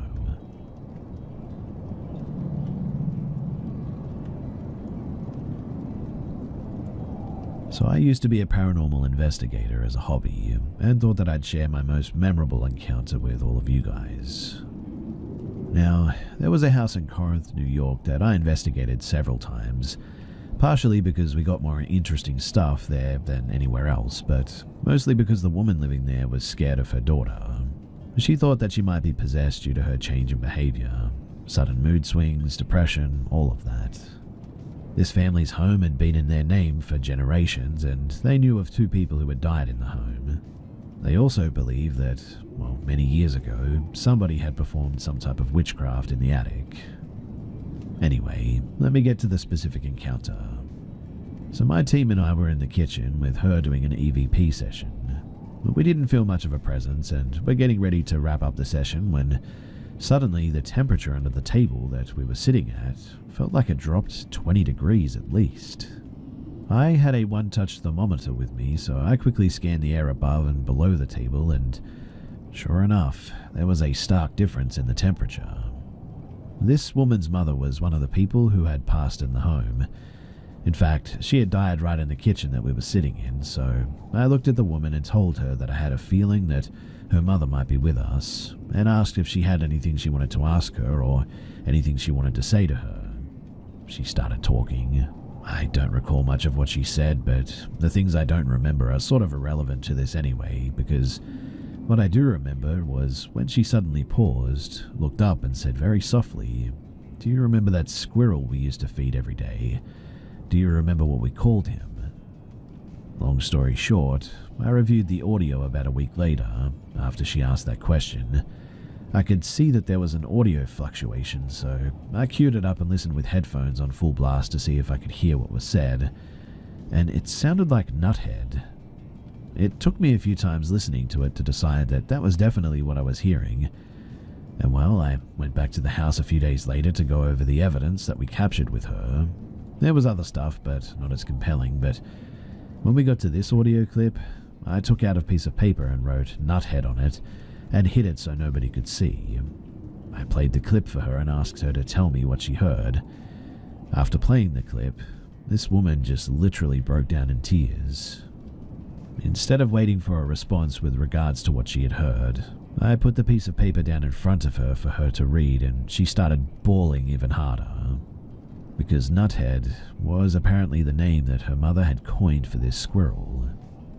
We talked to her mother that day in that kitchen. It's pretty wild to think about, and I still get goosebumps as I write about it now. This was probably 20 years ago now, but it's something that has stuck with me all this time.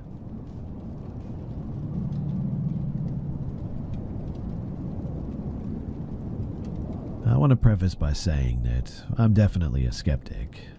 I've had a few different experiences in my life, but this is the only one that I can't definitively logic my way out of.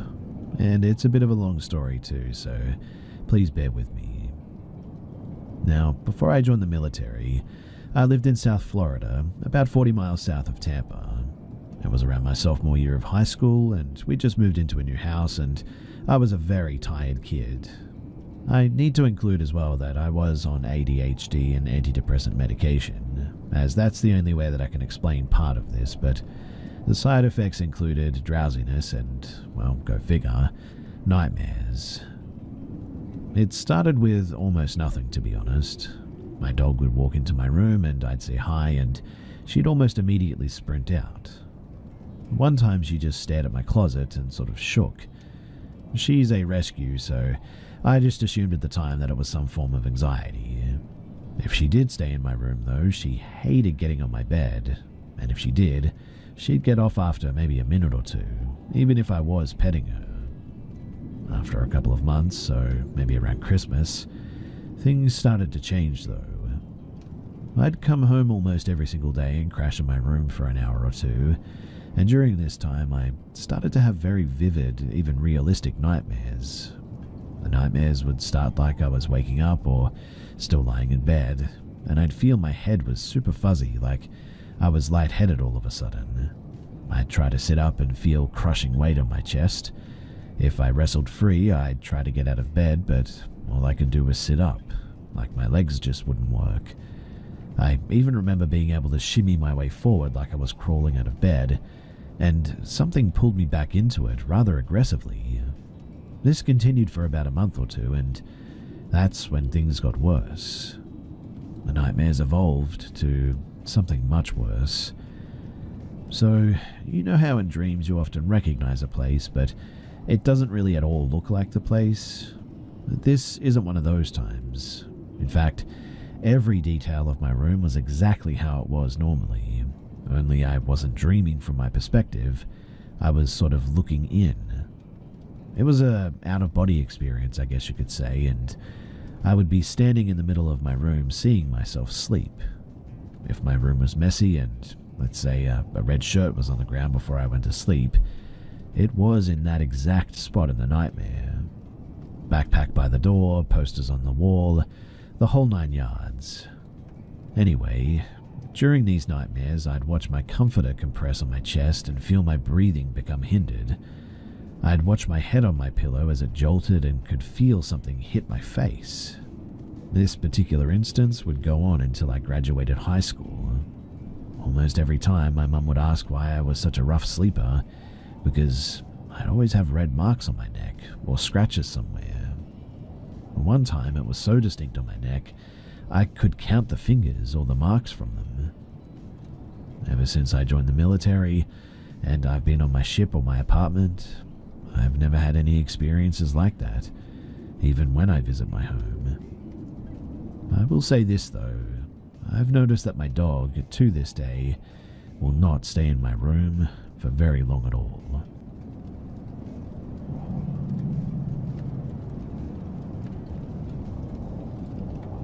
To give you some context, I'm a 26-year-old woman, best friend of S, also 26 years old. Since her childhood, strange things have been happening with her paternal family, and I have personally witnessed bizarre events on 3 occasions. My best friend S lives part of the year with her uncle on a piece of land where there is a mobile home. Surrounded by several houses and land belonging to her family, S is of Romani descent. She no longer has contact with her parents, who were abusive and abandoned their children, which explains why she's been living with her uncle for several years now. Now, since she was young, S has told me about strange occurrences happening at her brother's or grandmother's and uncle's and even her parents' house.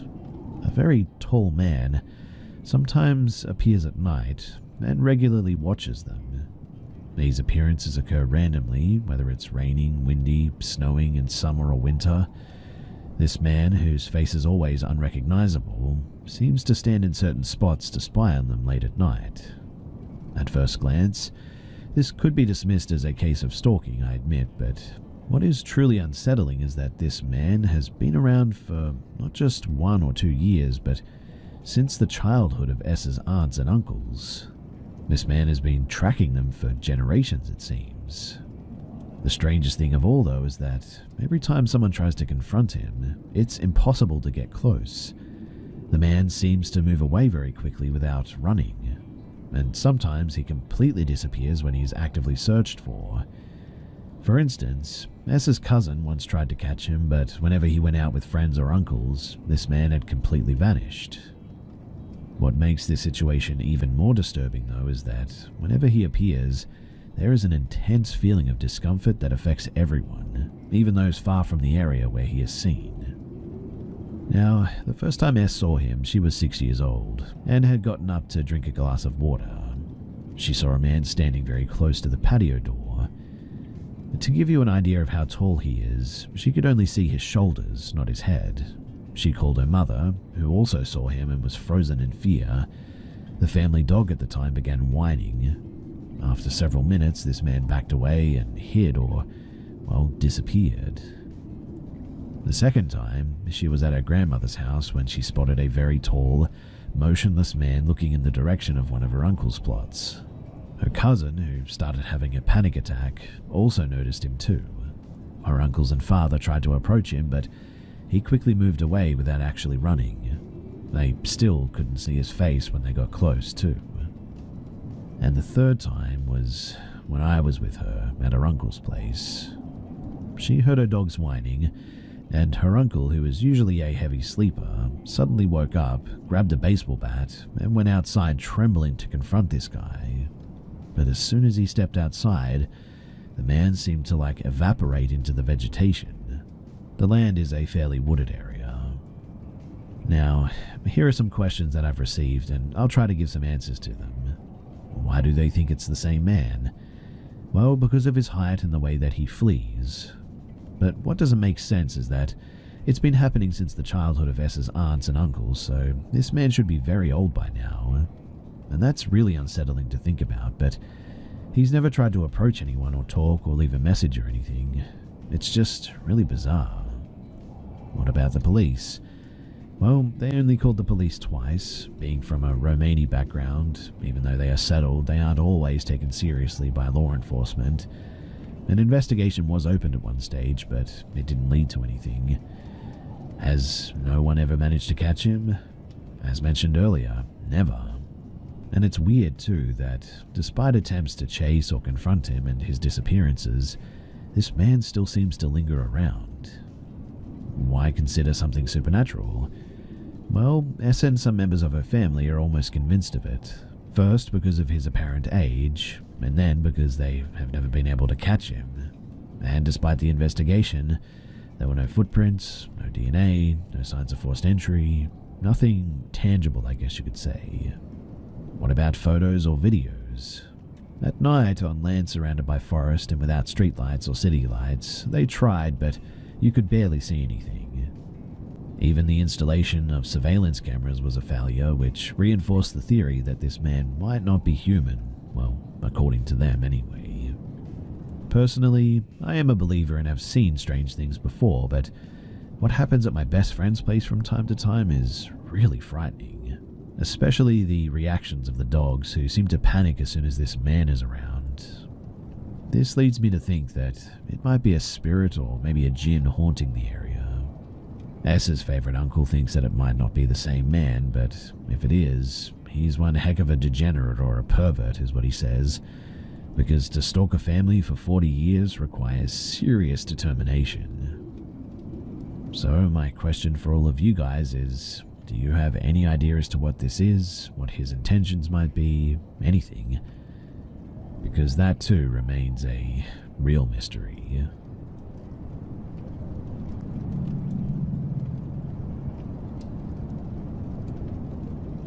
So when I was in my bedroom, my mum was in the living room with the lights off.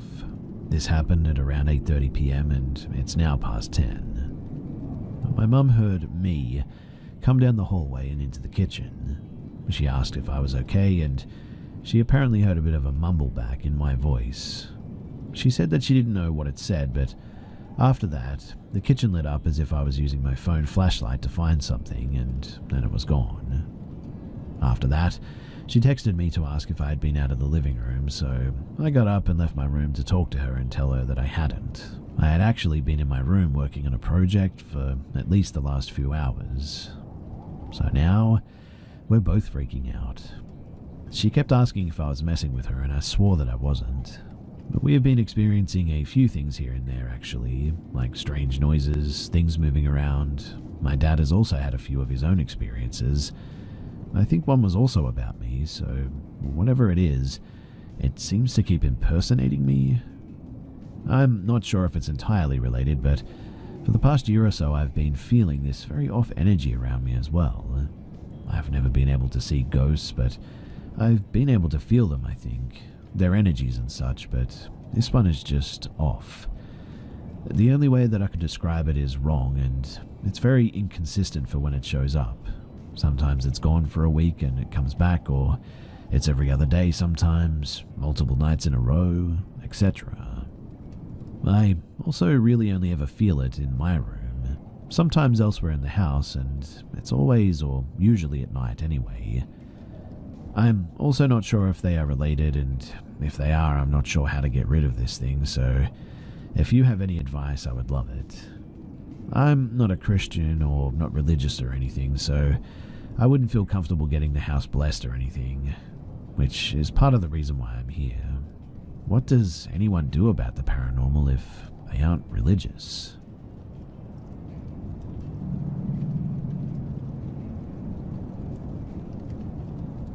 One rainy night back in my old apartment, the power went out, and so we bonded through conversations and genuine human interactions, just as we all should, really. One of my friend's demeanors, though, suddenly changed, almost as if he was struck by lightning that froze his soul. and just as instantaneously began to gradually melt away into something that looked like fear. Slowly, he walked into the kitchen, which required a glass door to be slid open to the left before the kitchen hall could be seen.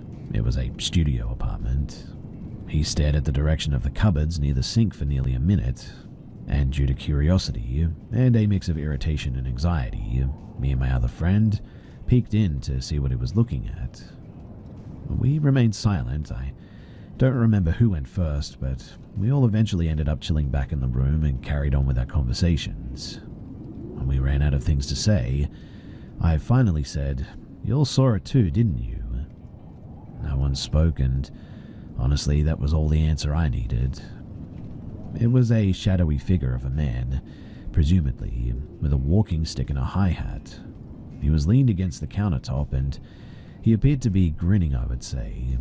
He didn't move an inch or display any hints whatsoever to whatever his intentions may have been, but he was just there. This was in 2002, and a month ago I saw him again. It was only me and a friend who were the last two people awake out of the group of around 7 people. I saw him, and the longer it went, the more the fear in my heart grew. The more he grew in size as well, it seemed. He didn't really grow in the typical sense of the word, though. He grew as, I believe, a direct manifestation of how much fear I perceived him with. My friend saw the terror on my face and told me that he believed me before I even said anything about it. In the afternoon, when everybody was finally awake, one of our friends revealed that another of our friend, a known and respected street dude, also had the same experience and was frozen in fear as a result of what he had seen. I'm wondering, though, is anyone familiar with this entity or what it could be? Why does it appear, and what is its usual agenda? It only ever disappears too every time I tell it that I'm not afraid, that I don't fear it, and I must mean it when I say it too, it seems. This only happens at the sight of him, though, and then he disappears slowly into a sort of misty nothingness as he grins subtly and perhaps even sort of giggles, I think. Or at least grins in a giggly manner, I guess you could say. But has anyone else seen or heard of anything like this before? Because I'm wondering if maybe I'm going crazy, or maybe there's something going on in my house that I'm just not aware of.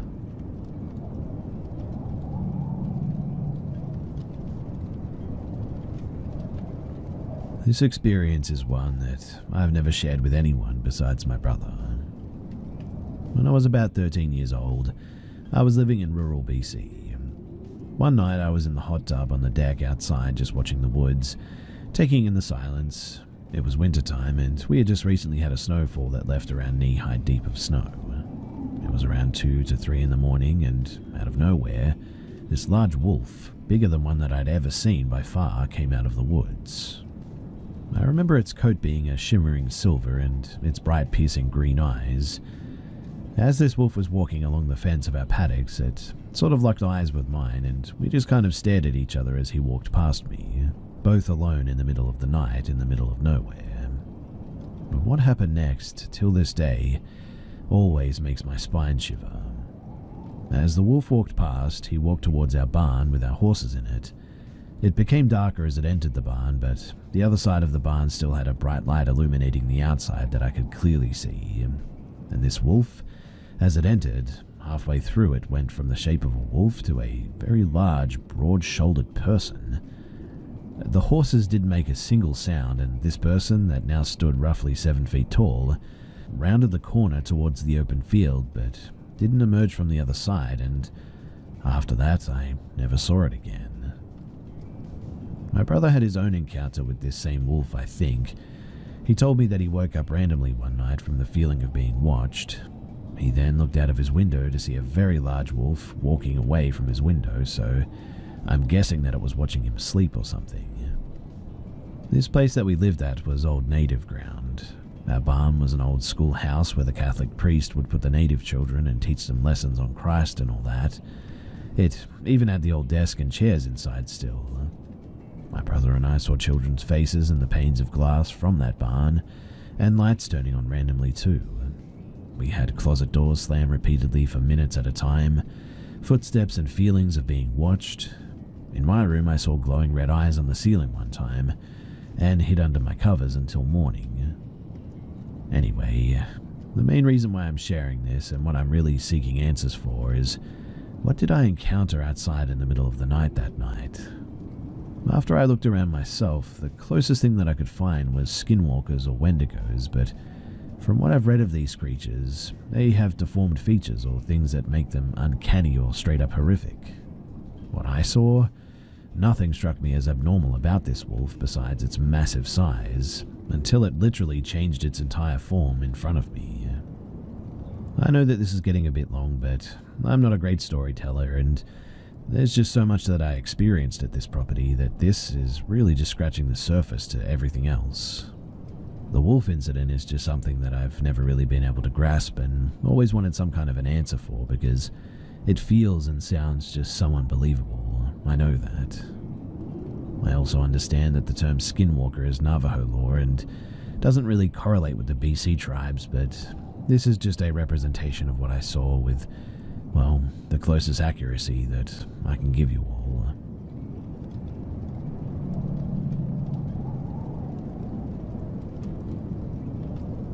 I've been living in this apartment for, well, almost a year now, I think, and I haven't had any experiences up until this last week. Things started up on Tuesday night while I was at work. My front door camera went off and there wasn't anyone there. Not that big of a deal, maybe an animal or something. But 15 minutes later and it went off again, but this time my porch light is on. So I checked back through and it was off when I left, off in the next video and then just comes on again. I checked all of my other cameras inside and out, but there was no one at the house. For the rest of the night, the light goes on and off randomly as I keep checking. About 3 a.m. I turn on the camera and hear what sounds like someone talking, and the light is back on. I continue checking it, and 3:23 the light is off, and my coworker points out movement in the shadow in front of my door. I turn the camera lights on, but nothing there. This continued up until about 4:30, and then the light went off and stayed off. I got home at 7 and my TV was turned on, and that was definitely off when I left. But otherwise, everything was pretty normal. I worked the rest of the week and everything seemed normal as I checked in through the cameras. I had an electrician friend come over and check the porch light out on Friday. It's all good. So tonight, Saturday is my night off and I'm home watching TV. I live alone, so it's just me and the cat sitting in the living room watching TV when I start hearing someone talking. It seems to be coming from my bedroom, which is at the front of the house. Knowing that there's no one here but me, I figure it's outside, so I check the cameras. I don't see anyone around, but it gets quiet, so I figure they must have just went on down the street or something. I settle back in for my movie, and there it goes again. I decide at this point to just sort of ignore it, thinking that it's somebody else passing by. But suddenly, I hear my friend Elle calling me from my bedroom, but he's not here. He's definitely at work. I mean, I dropped him off myself at 6:45 and he won't be off until at least 7. I went into the bedroom and double-checked, but it's empty. Since then, too, I've heard it 3 more times. My cats have also reached and gone to look down the hallway, but won't go any further. At this point, I've closed the door and am planning on sleeping on the couch tonight because this whole thing is, well, really freaky.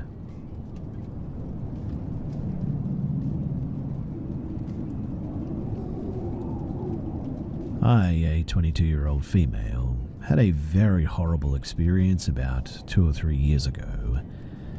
So my boyfriend, 22 and male, and I had been dating for less than a year when this happened.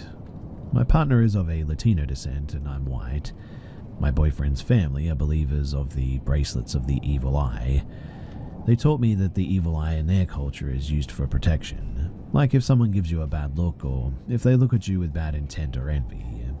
They then taught me that if the bracelet becomes lost or broken, that means that the bracelet has done its job and protected you.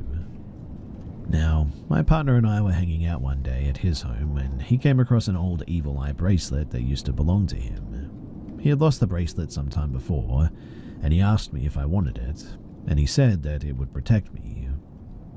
From what I understand, someone can gift you their evil eye bracelet, and it should protect you still, even though it had a previous wearer. So I accepted my boyfriend's offer and decided to wear the bracelet, but I didn't really believe in that stuff, I guess. I mean, I grew up Christian and I still believe in God to this day, and am fairly religious, but not any of that sort of superstitious stuff. In any case, I went home later that day, and I was living with my aunt and uncle at the time. My aunt and uncle are very hardcore religious sort of folks, and so their house felt beyond safe most of the time.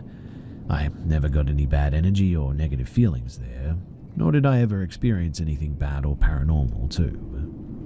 That night, though, I went to bed wearing the bracelet with nothing really in mind. I don't know how long I had been asleep for or what time I woke up, but I remember waking up screaming and thrashing. I can't remember any previous nightmare or dream prior to waking, but as I was waking myself up with my screaming and thrashing, I swear that I felt something grabbing my arm, the arm that I was wearing the bracelet on.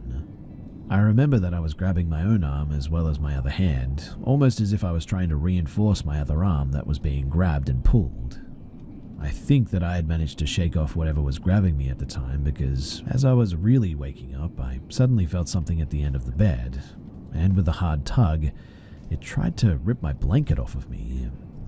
I held onto my blanket firmly and eventually, whatever it was, seemed to let go.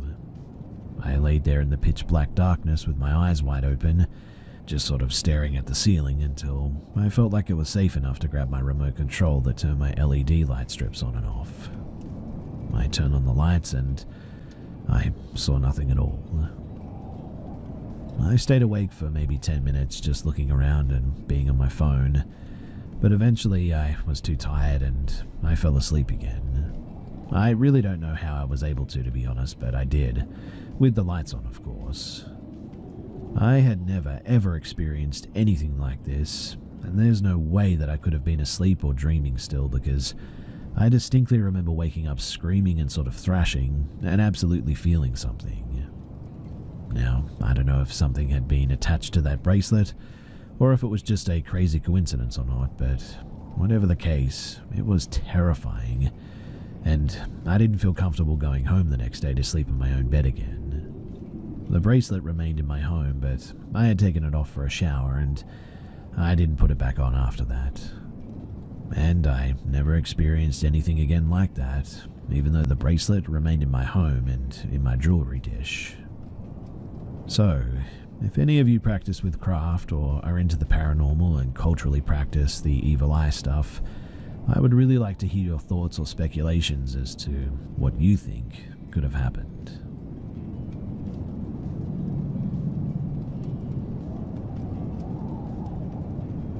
So long story short, my husband and I had heard a horrific car accident while we were camping and getting ready for bed in our tent.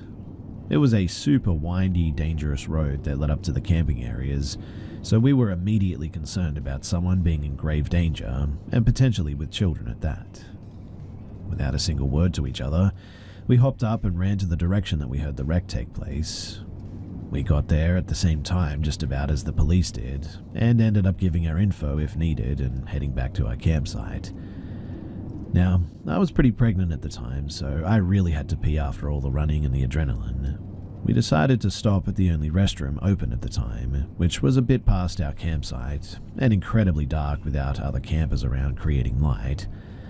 After I used the restroom, I'm walking back out to my husband when I noticed behind him a flash of light frantically bouncing up and down from someone booking it towards the restroom. Jokingly, I chuckled about this guy must really need to use the bathroom or something, but it was a very short-lived moment.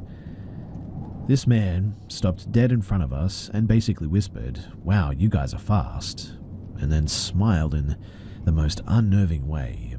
It absolutely sank my stomach immediately, heartbeat pounding in my ears, instant nausea, goosebumps, you name it. Husband didn't seem put off by any means and noted that we were worried about the accident, etc. Dude continues on as if discussing the weather with a friend, saying that he's just used to this kind of stuff, asks if we're leaving tomorrow. I almost angrily ask, used to what? Which he shrugged off and just explained that he travelled a lot and camped.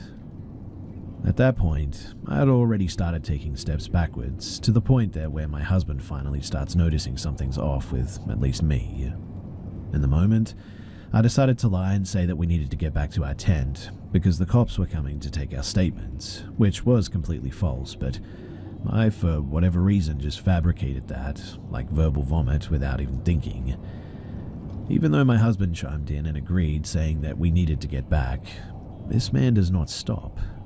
He starts matching our steps backwards with steps forwards towards us, and begins telling us that morning he went for a walk and found these beautiful flowers, but had heard a deep growl which scared him.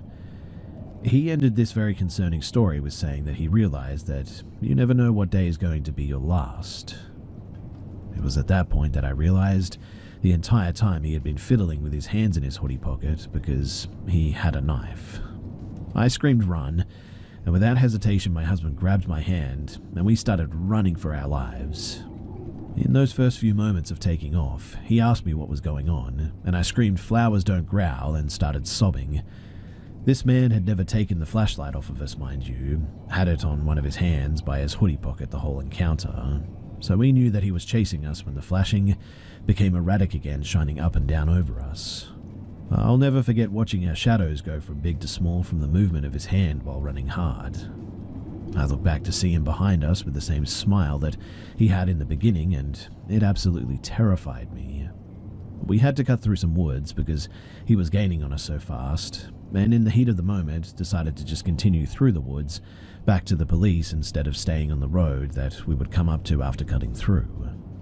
We both looked back and last saw him right at the edge of the road where we would have come out if we had decided to take that way, because it would have been the fastest to the wreck. And seeing that, we knew that we had made the right decision immediately, and knew that it was a life or death situation in that moment. It clicked for us that he had expected us to take the road, and looked disappointed that we had taken the longer route instead. But we didn't see the flashlight or him after we looked forward again, and when we told the police, they did go, but they failed to find the guy. Fast forward a couple of years after this traumatic experience, and dozens of unsuccessful follow-up calls to see if they ever found him, I decided to post something on TikTok about it. It actually went viral overnight, and by the next day, someone who had lived in the area had actually found this guy, and shared a news article. He killed 2 weeks later at another campsite not too far from where we went. He attacked and stabbed a man who died immediately, and a woman who luckily survived, but only by playing dead. When I tell you finding this out absolutely sent me into a spiral, man do I mean it.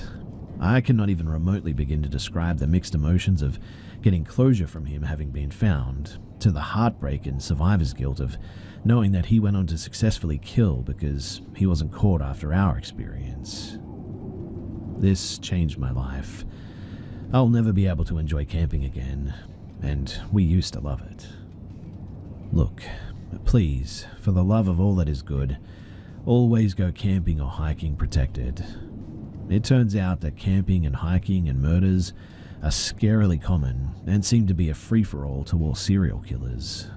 I mean, really, just look up camping cold cases and you'll be blindsided by just how common it all is.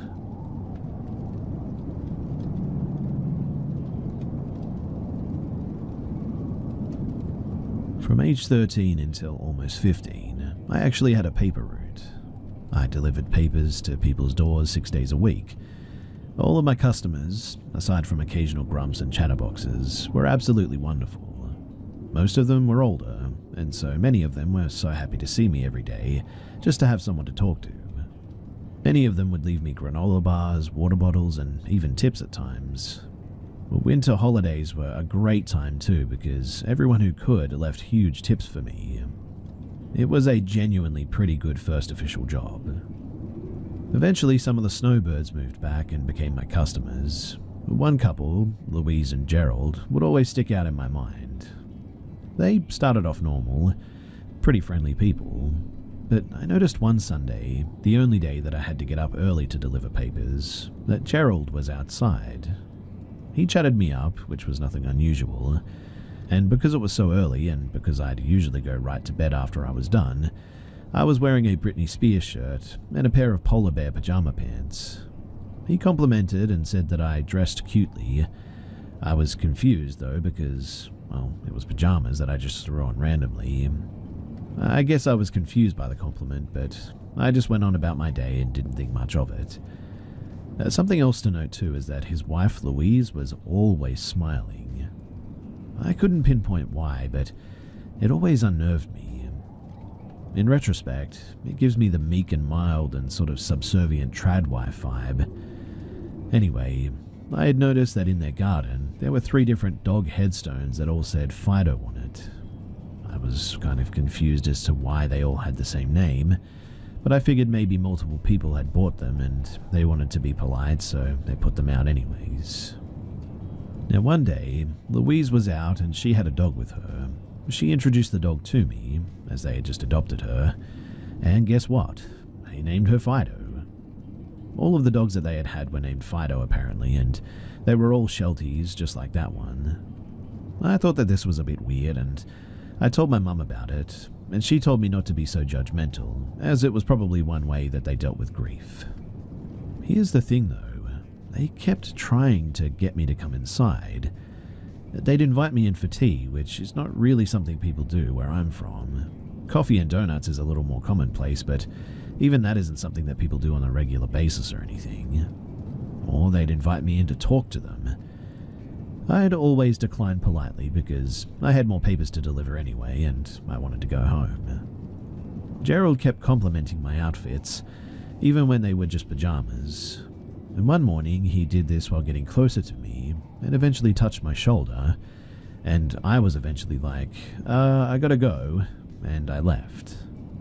I didn't tell my mum at the time, as our relationship was good at that point, and I feared that telling her of any concerns that I had would make her not trust me or make her mad or something. This was also at the tail end of my CSA, which she doesn't really know about to this day, and I thought that maybe I was just being paranoid. But then, right before I moved and I gave up my paper route, a really bizarre incident happened. It was a Sunday, the last Sunday that I had the paper route to be exact. So I was out early delivering papers, like it was still kind of dark out, and Gerald was outside. He complimented my outfit again, getting all creepily close. He invited me inside and I said, I really don't think my mum would appreciate me being gone for longer than she expects me to. She's really strict, you know. Which wasn't the whole truth, but, I mean, you gotta do what you gotta do, right? He seemed to get kind of annoyed by that, though, and just asked, wouldn't your mum just prefer that you respect your elders and not turn down an invitation? And at that, I felt the colour drain from my face, and I noped out of that really quick. I think I muttered something about how I really had to hurry along because my dog was sick or something. I heard him say some compliments about how my hair looked pretty. I have very wavy, sort of curly hair that gets very puffy and voluminous when I'm in the humidity, and he would bring that up a lot, saying that my hair reminded him of the 80s. In any case, I booked it as quickly as I could to the next house without running. I didn't see Gerald after that, but I did see Louise, and she never stopped inviting me to come inside and play with Fido or to have some tea. I always declined, and she always seemed disappointed every time. And so, that's my weird paper route story. I know that maybe I'm just being paranoid, but Gerald and Louise, they just gave me some really funky vibes. And looking back, I really hope that those graves did actually contain old pets.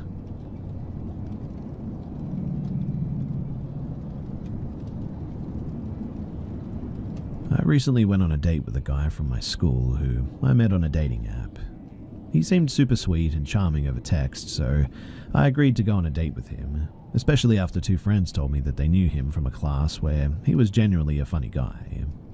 Well, we go to a small, pretty, prestigious university, which also made me sure that he would be normal. He was supposed to meet me at 6 to go out on a picnic, but ended up picking me up at about 8:30. He texted me to reschedule to 8 and ended up showing up at that time too. He drove me to his apartment, and although uncomfortable, I agreed to go in because of everything that I already knew about him. The apartment was only lit with one candle and a small glowing light on the floor, which didn't really add much. It was a multiple bedroom apartment that he lived in alone, which made it even more odd, I guess. In any case, we talked and ate some food, and he seemed sort of nervous and uneasy for most of it. He suddenly switched the conversation to our deepest, darkest secrets, and asked if I had ever seriously thought about killing anyone. After I said no, he made up a story about being in the Navy and having to bomb a ship and killing 5 people. When I was unsure how to respond, he sort of just passed it off as a joke and said that he had seriously thought about killing someone else, his ex's current boyfriend allegedly. I was extremely uncomfortable at this point and wanted to leave, and he agreed to drive me home. Before we left though, he said that he wanted to show something to me and pulled out a rifle that he pointed in my direction.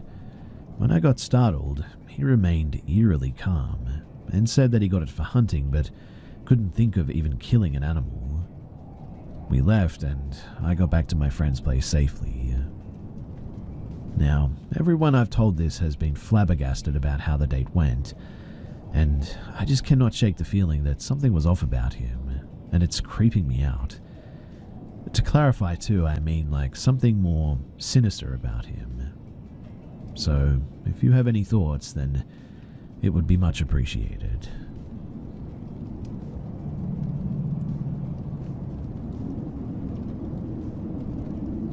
A series of events unfolded in my life, causing me to move out and live out of my car ever since about a month ago. It's nothing really new for me, however, as I've lived out of my car for 5 years prior in the past, and have never had any encounters. Until yesterday, that is, because something happened which really shook me up. There's this small beach on the coastline, which has been my go-to sleeping spot for some time. On the southbound part of the road is a whole lineup of cars and RVs, mainly other homeless, but also people coming to hang out because it offers a nice view of the bay. I usually sleep on this side, and the people who come here like to bring their beers, play their music, and gather outside. But it's super chill and everyone keeps to themselves for the most part.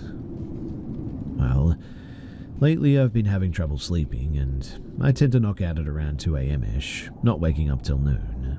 The problem is, though, on the southbound side, is that the sun will bear down at like 8 a.m., turning my car into a sauna in the morning.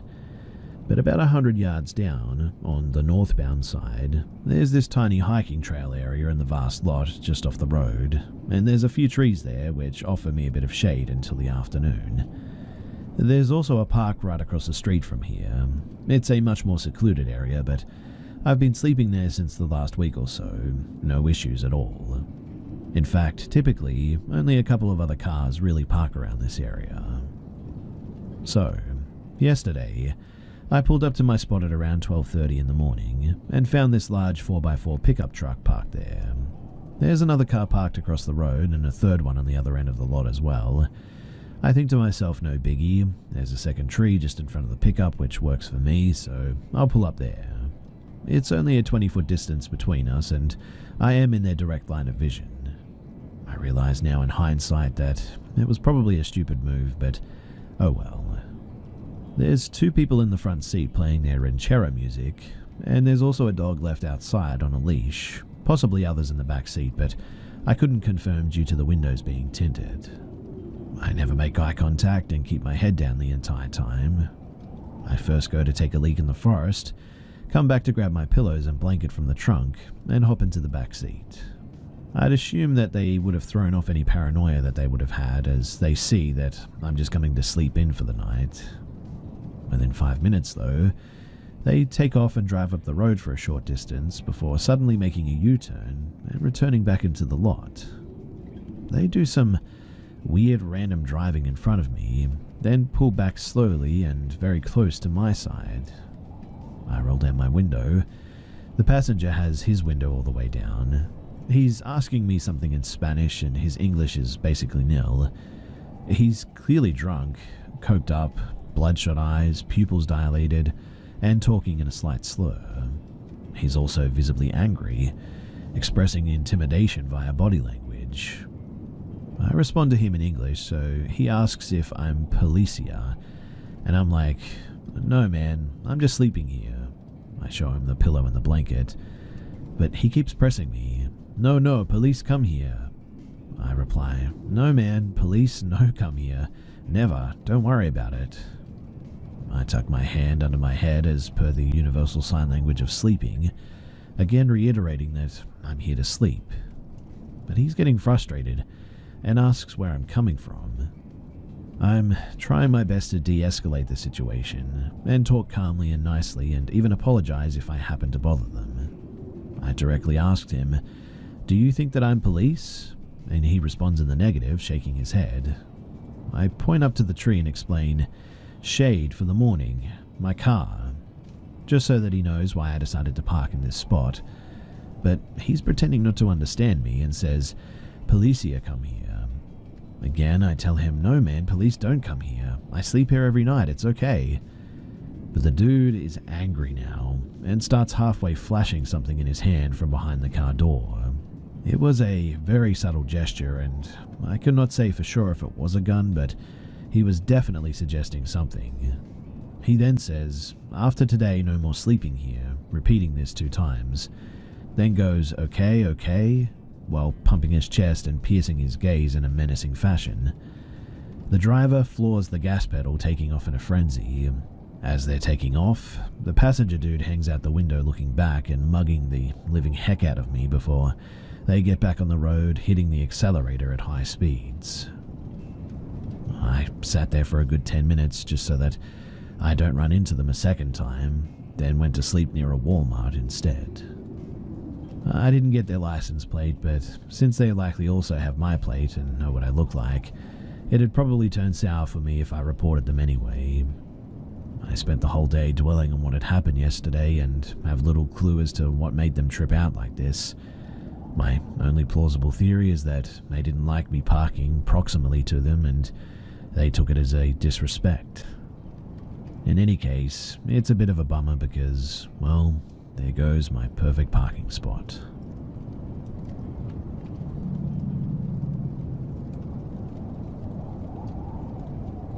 So I was camping with a couple of friends at a spot on the McLeod River called Adena. If you haven't been, it's a pretty neat spot but very remote. McLeod town is small and Adena is about 14 miles into the woods, 7 of which are a rocky dirt road into a canyon with a beautiful pristine opal blue river at the bottom. The site was an old summer pack-in camp for a wealthy San Francisco family in the 1800s. There are still foundations of the buildings, an old chimney and the remnants of an orchard even. Now, the campground is right on the river and we went, as most do, to fly fish. It was early spring and the river was really too full and fast to do much useful fishing on this trip, which is likely why we were the only people down there. Anyway, on the first day thereafter no luck fishing, my buddy and his wife decided to take a snooze in their camper, so I walked up the river a bit to try and find a spot to fish where maybe the river wouldn't widen out and be more workable.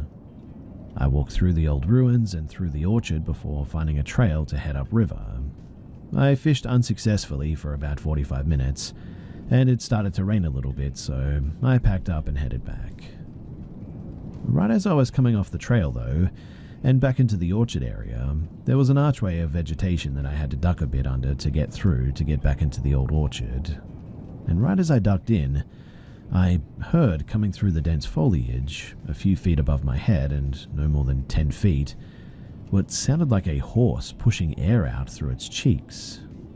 It was a deep guttural sound from a large animal, and it sounded close enough to almost touch it.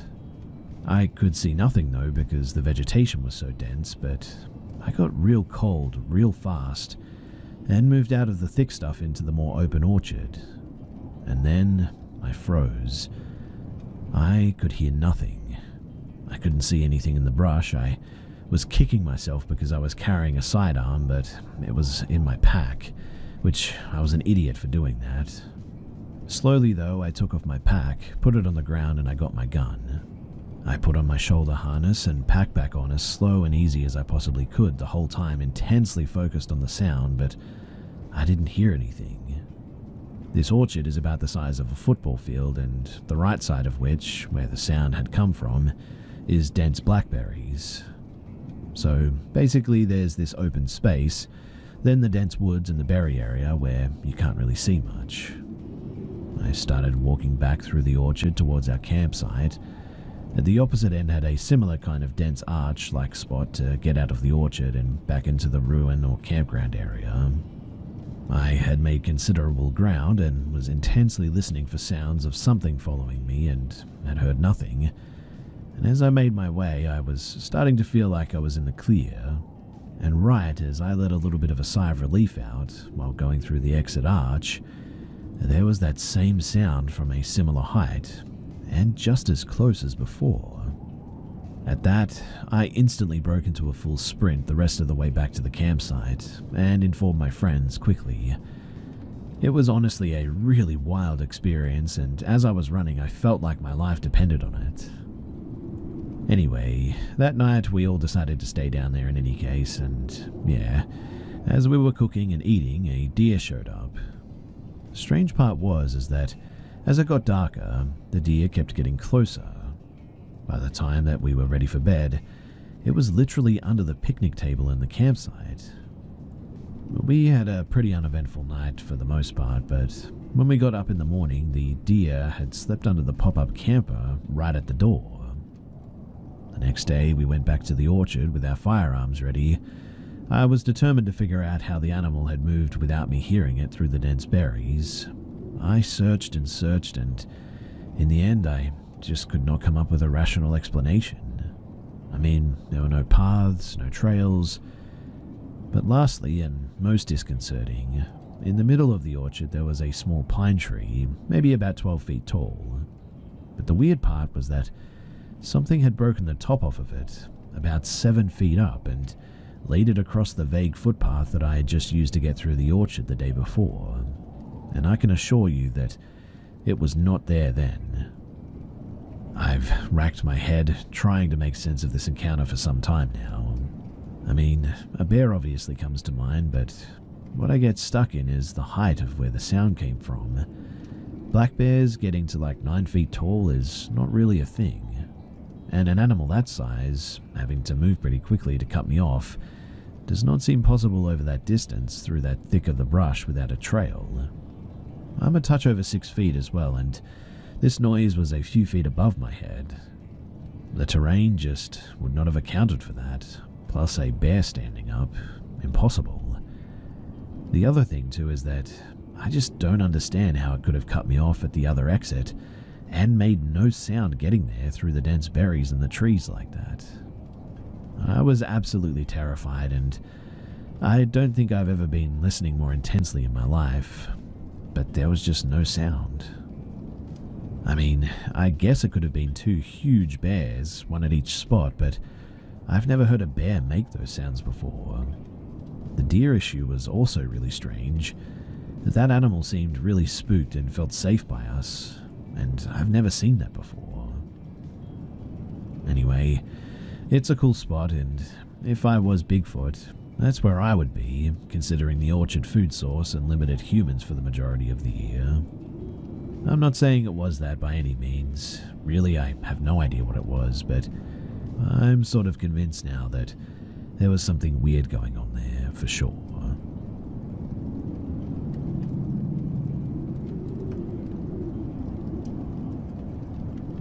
So my family and our friend, 1 male, 2 female, our kid and newborn, just went on a walk through a trail near our friend's dad's house.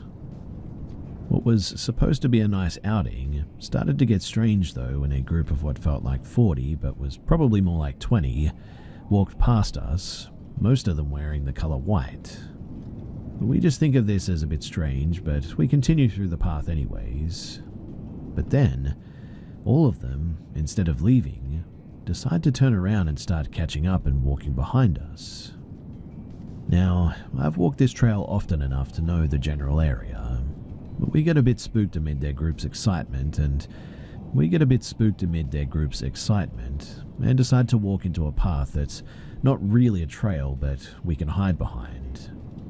We wait for a bit, hearts racing, and I hear a small group on a path above us that would have ended up leading them to cutting us off halfway through the trail. I specifically heard them say something in a sort of questioning manner as well, and about the four of them.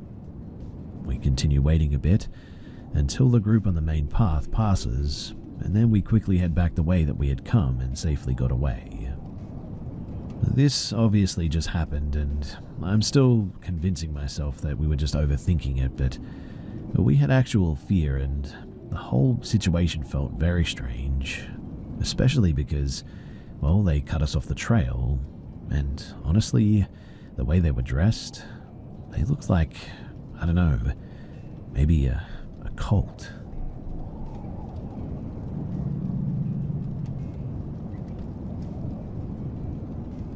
So this was about 3.5 years ago, but I think about it pretty much every day.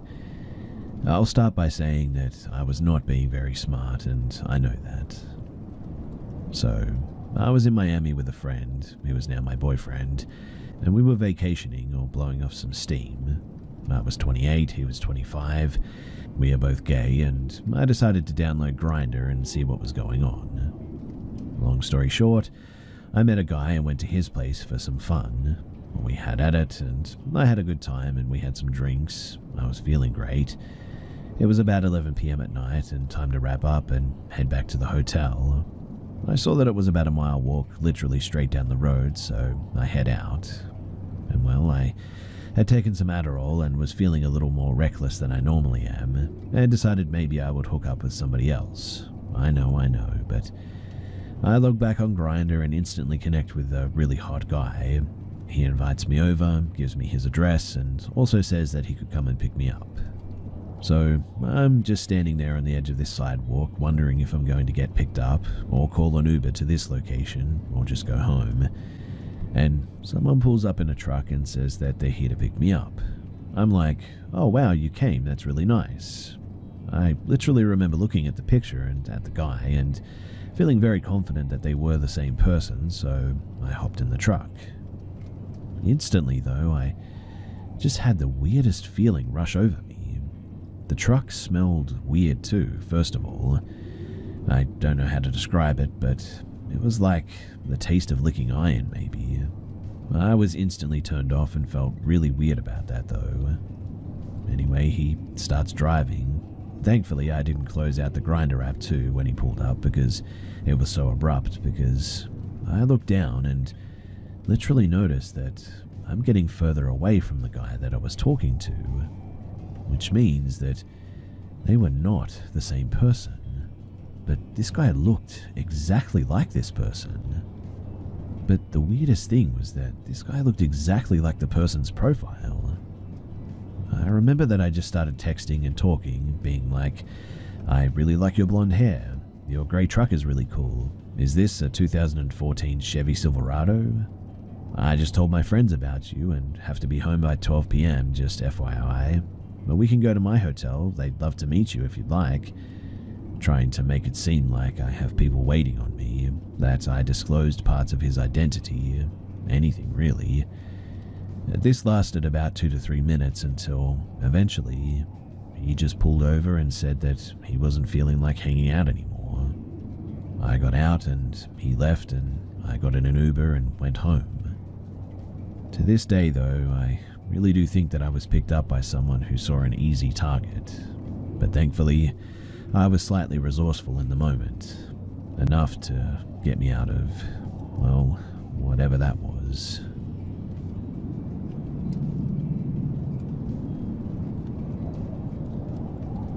I was in Venice this time last year, and I still cannot get my head around how and why this happened. So I was there for 3 nights. It was my first time in Venice, and I loved it. I was there with friends, but due to our poor planning, all 4 of us stayed in different hotels. I chose one near the station, which was an intimate hotel ran by a religious family. It was a classic old villa facing a canal, and the place had a chapel as well, a garden, and full of religious merch and decorations throughout. My room was on the second floor. You had to climb 3 sets of stairs, and on the top you were met with a marble square lobby with a round table in the middle. There were 4 rooms around this lobby, and the rest of the rooms continued on 2 corridors that stretched on either side of the lobby. My room was one of the rooms attached to this lobby, a single room that looked over the canal. It was a simple, small room composed of a single bed with a cross above the head, a basin, and a wardrobe. It was a cheap and cheerful hotel, and I slept like a baby the first 2 nights I was there. But on my 3rd and final night, I had trouble getting to sleep, and the loud neighbor who was watching videos didn't help, but I had to bang on their wall around 1 a.m, after which they stopped and I fell asleep. But I remember feeling uneasy and agitated that night for some reason. I eventually woke up sometime around 3:30 to 4:30, which wasn't unusual for me as I don't sleep that well. But that was when I heard a group of loud wailing people in the building. It echoed into my room via the hall. At this point, I remember thinking that the source of this noise was either coming from the stairs or the bottom of it.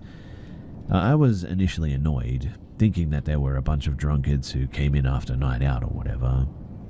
Then it suddenly hit me that the hotel had a 12 a.m. curfew. It was unlikely a group of people suddenly coming out of their rooms to cause a commotion as well. Eventually, I came to my senses, which made me more aware of this mysterious wailing. It was loud, almost in despair, and crescendoed over and over, echoing into the lobby. I eventually realized that this was, or they were, definitely not human. It's hard to explain, but something in me knew by the sound that whatever this was not alive, in one form or another, and humans could just not really make this noise. I have never, ever felt like this before, and it was a strange experience, but then the wailing finally stopped. I was relieved, but what happened next is something that I will never forget. The sound resumed, but this time from the foot of my bed. This thing or these things were wailing in my room at the foot of my bed, very much present, closer and louder. I don't know what happened after that, because as soon as I heard them, I just blacked out or passed out, and I woke up on the floor at around 7 in the morning. To my surprise, I didn't feel as scared until later on in the day, where I tried to recap what on earth happened. To this day, I still cannot explain what this was. I wasn't a paranormal enthusiast or believer, and believed I would stay this way until proven wrong, I guess, but I'm pretty easily spooked, I suppose, and always thought that I'd end up crying or screaming if I encountered a ghost. My theory is that my body just went into extreme fear after this thing came into my room and simply shut down, hence the passing out. I do think about this pretty often though, and I always get chills when I think about it. I'd love to hear what everyone here thinks about this though, thoughts, theories, etc. I've never gone back to that place, and I don't intend to either. But if you live around there, or if you've had any experience with things around there, then I would love to know.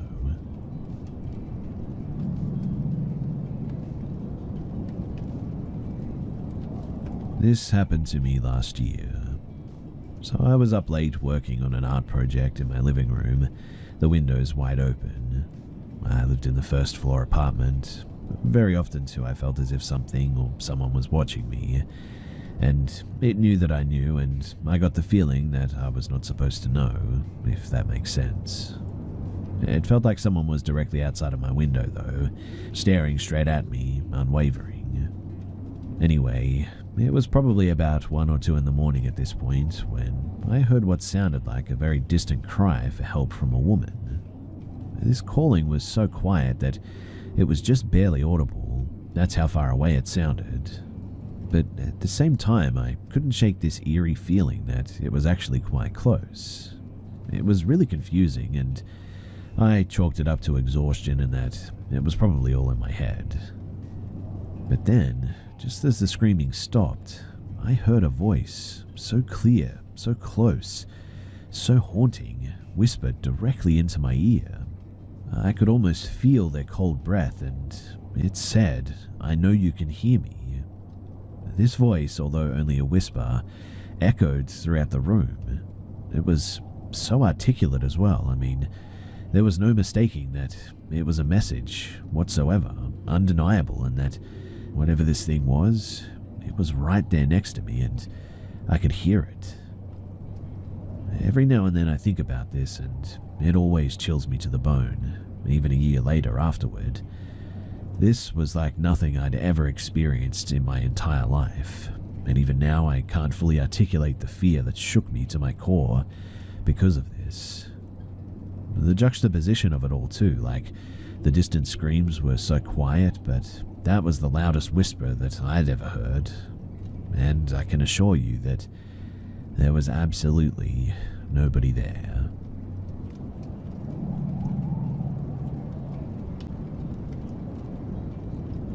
I want to tell my sister's potentially paranormal story from about 4 years ago. It's the most potent story that I've heard from somebody that I know personally. So, she was working in the cafe at Chawton House in Hampshire, UK, a Grade 2 listed manor house. It has a Wikipedia page if you want to check it out. It was the evening, must have been working an event or something, and she was upstairs alone when the door... Now, this is a big 300-plus-year-old heavy wooden door, so I think we can discount the wind catching it, swung open and closed again, except nobody walked in.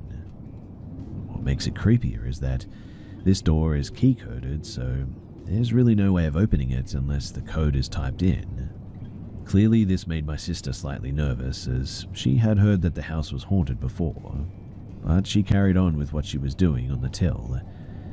But then, the till started working by itself, buttons being pressed erratically, and whatever she did, she just couldn't stop it. At this point, she started to really panic. She hates the paranormal. When the manager walked in, she took my sister outside into the yard to try and calm her down and explain the old classic, "Oh yes, that's Lady XYZ of the house, and she likes to roam the floor," when all the old-style outdoor lights in the yard started to dim and come back again. Well, that was the last straw for my sister, so she told the manager, to heck with this, handed over her apron and bolted down the long driveway back to her car, in the dark. I asked her, weren't you scared to run down that driveway in the dark after all of that? And she replied, "No, I just wanted to get the heck away from that place." It's something that we still talk about often, and whenever I think about it, it always bothers me.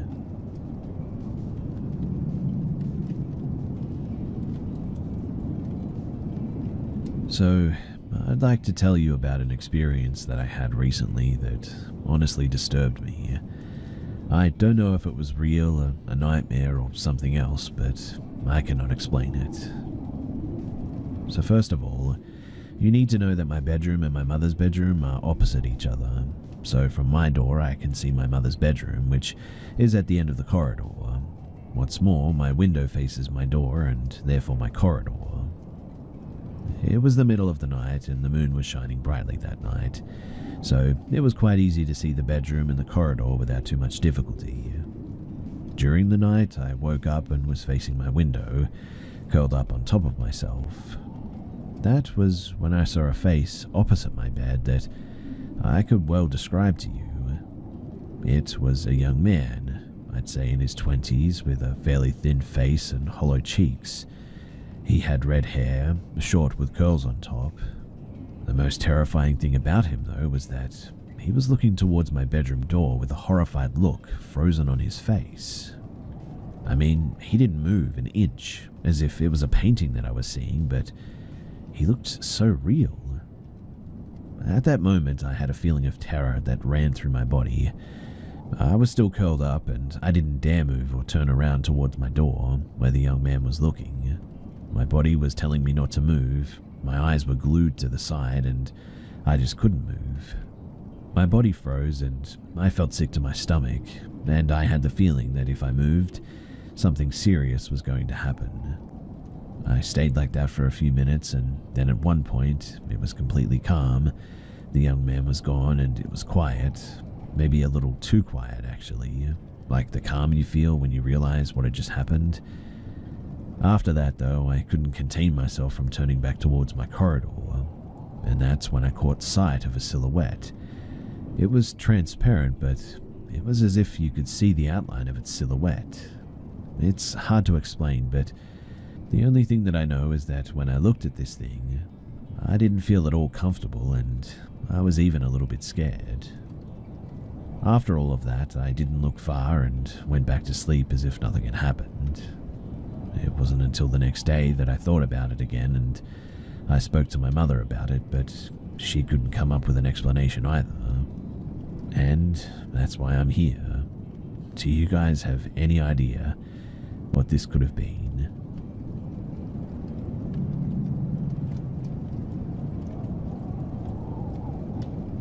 So this happened about 4 years ago. I used to live in a very rural part of NC, in the Triad Foothills area.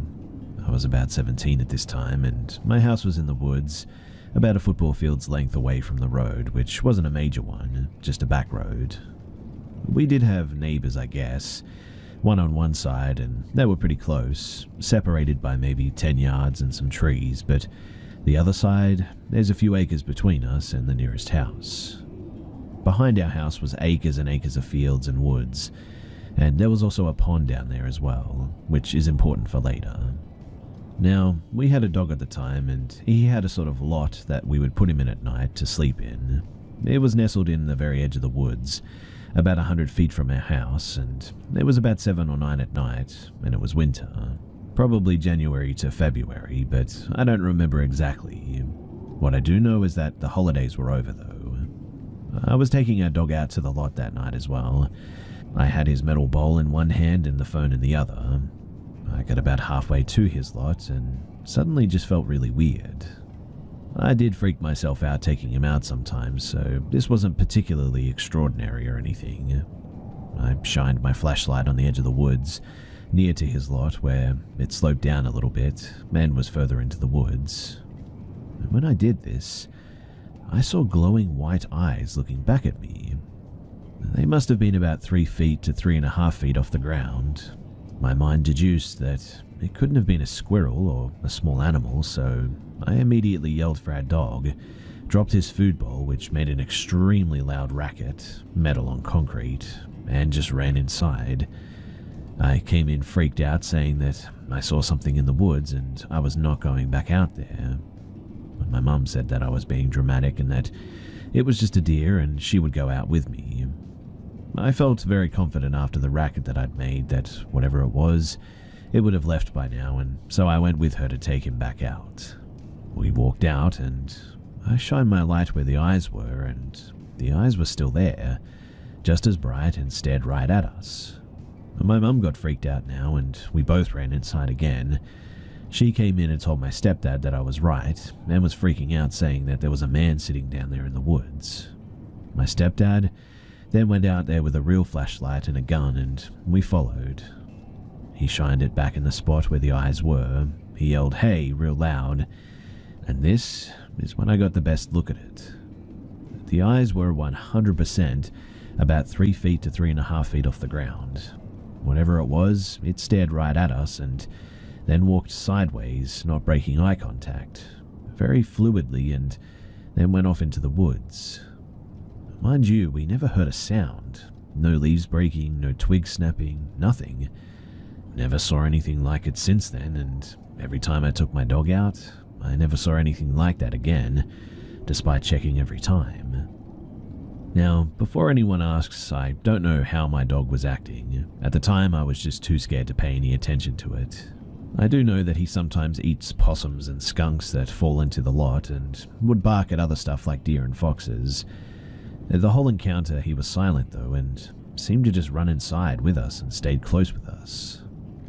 The land behind the house, I'm almost certain, is native land. Way behind the house, up on a hill overlooking the pond, are stones in the ground. about 2 or 3 with markings on them. With certainty, I can say the inscriptions are definitely old, and are of a form of writing. They're very weathered, not fresh at all, and are precisely drawn lines with parallels and equal spacing between markings and all that. We've also found arrowheads in the area. We jokingly called it the Indian burial ground, but from my research, natives in NC rarely practice burial like this with headstones, so I'm really not sure what it is, but I'm pretty certain that it is native, if not older. Now, the pond, I always got a weird vibe down by the pond fishing, always. It was a natural pond or spring, but my stepdad turned it into a larger pond, and we had cows and stocked it with more fish and all that. There's a large slope that you have to walk down, surrounded by baby pine trees on each side. There's a small circle area right before you go down the hill to the pond, and in this clearing we used to find a lot of bones. I mean a lot. There'd be 3 to 4 piles of fish and snake bones neatly in a pile, normally all missing the head part.